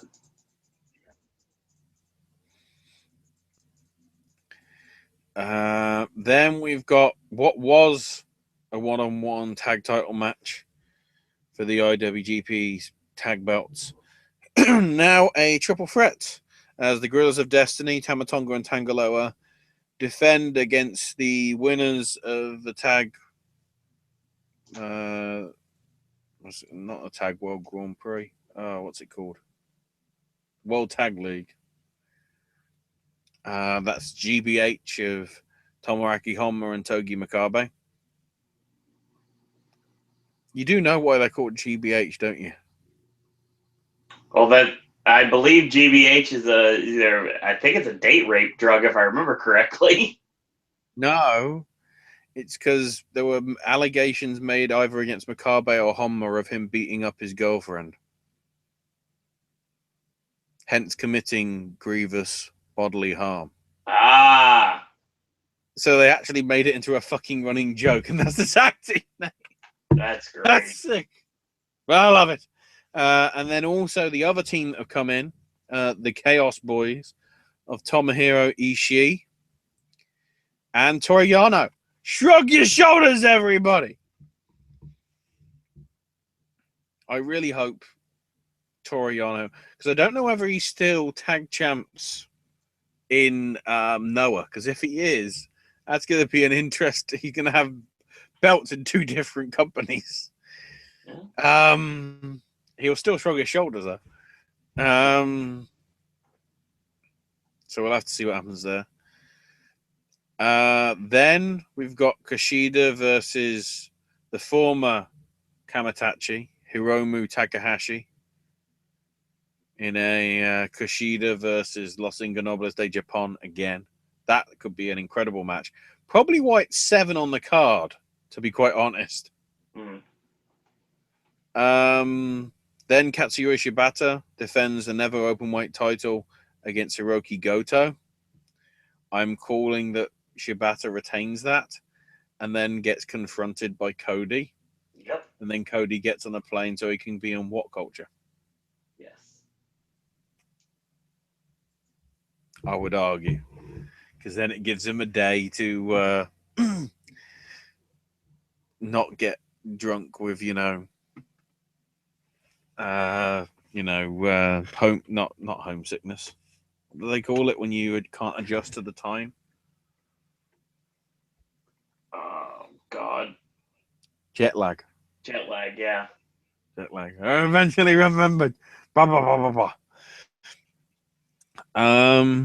And then your two co-main events, arguably. Tetsuya Naito defends against Hiroshi Tanahashi with Tanahashi's new music to be unveiled at that show. And also something interesting. Last year, Kenny Omega tweeted, if I ever got to the main event, I'd want a rock band playing the Street Fighter V theme and me coming in dressed as Ken. Well, guess what? He's in the fucking main event against Kazuchika Okada. It'd be a good time to do it. Yes, it would. So yeah, that could be. Yeah, that's going to be a long ass day for me. I guess I won't be able to see Silence that day because I'll still be recovering from everything. Have to fit it in another day. Damn it. But yeah,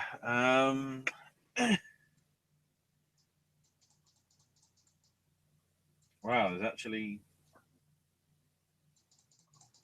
I thought there might have been more UFC news that I could find. I Turns think out that no. I think that's the show. Yeah. Nothing else is happening in the world. Well, that's good because we've been going for over 3.5 hours now. Yeah. Wow. Apparently Goldberg started with UFC in 97. He's basically been there 20 years. Wow. And they're just going to get rid of him. I'm not surprised. So, I think that's, like I said, I think that's our show.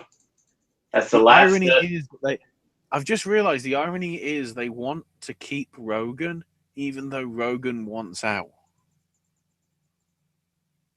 Wow. So the guy that likes working there is getting kicked out, and the guy that doesn't is being kept. These fucking owners, jeez, they're making WWE look good. That isn't saying. Holy shit, that isn't saying a lot. Inside the octagon.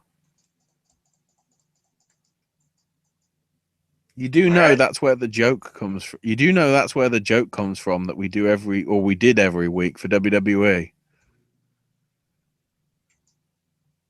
No. Tickets are still available. He Okay. always says it, and that's right. He'll probably say it on the bloody show on Friday. Because no bugger's going because the cards are crap. So yeah. Wow, this week could be an end of an era for a lot of things. Indeed. Kyle O'Reilly, all the other people that haven't signed contracts in Ring of Honor, UFC, Kenny Omega, all the people like Heidi and Kimberly that are leaving the Indies to join the E, all sorts of directions, and hopefully nobody else dying. Thank you. No lie. All right. Well, that's our show. Once again, thank you for joining us tonight to talk a little bit of professional wrestling. And we'll be back for Raw on Monday night at 11:15, 11:20-ish. So shout out to Jeremy Mills in chat.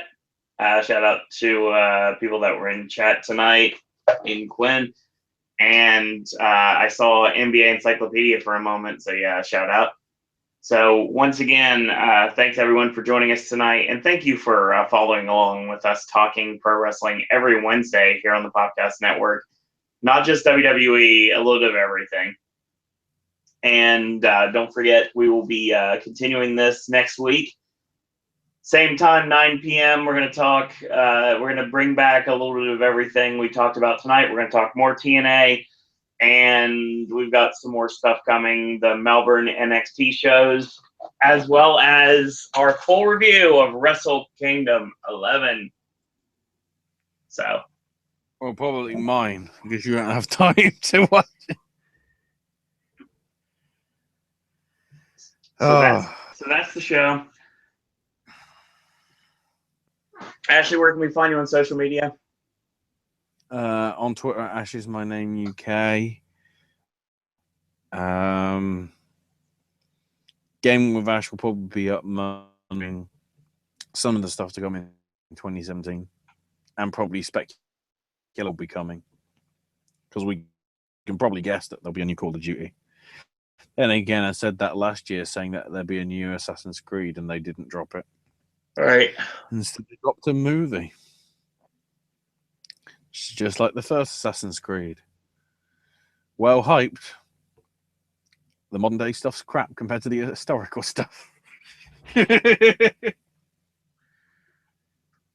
All right. Confusing ass ending.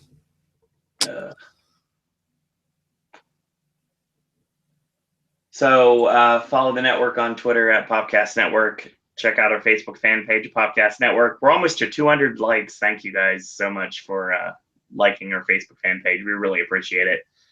We had a lot of fun this year talking wrestling, complaining about wrestling and the such, and we're just getting started. So a lot of wrestling content coming in the network in 2017, including Podcast Network goes to WrestleMania week. So yeah, that's official, and we're going to be talking about TakeOver, WrestleMania, Raw, and SmackDown. Myself and Scott are going, so we'll see if anybody else in the network is going to be joining. I guess we'll find out. So, also, Zazzle merchandise available at Podcast Network. We have a Patreon at Podcast Network, and if you want to follow along with me on Twitter, it's at Sir Owen Disney. So, in a world where there are a billion wrestling podcasts, we're very pleased that once more tonight you have chosen a podcast. I want to thank everyone for watching. Thanks everyone for listening. We'll see you guys and girls out there in 2017. And until tomorrow, boys and girls, that's all we got to say about that. Fucking Sophia Grace is bringing out another fucking single? God damn it!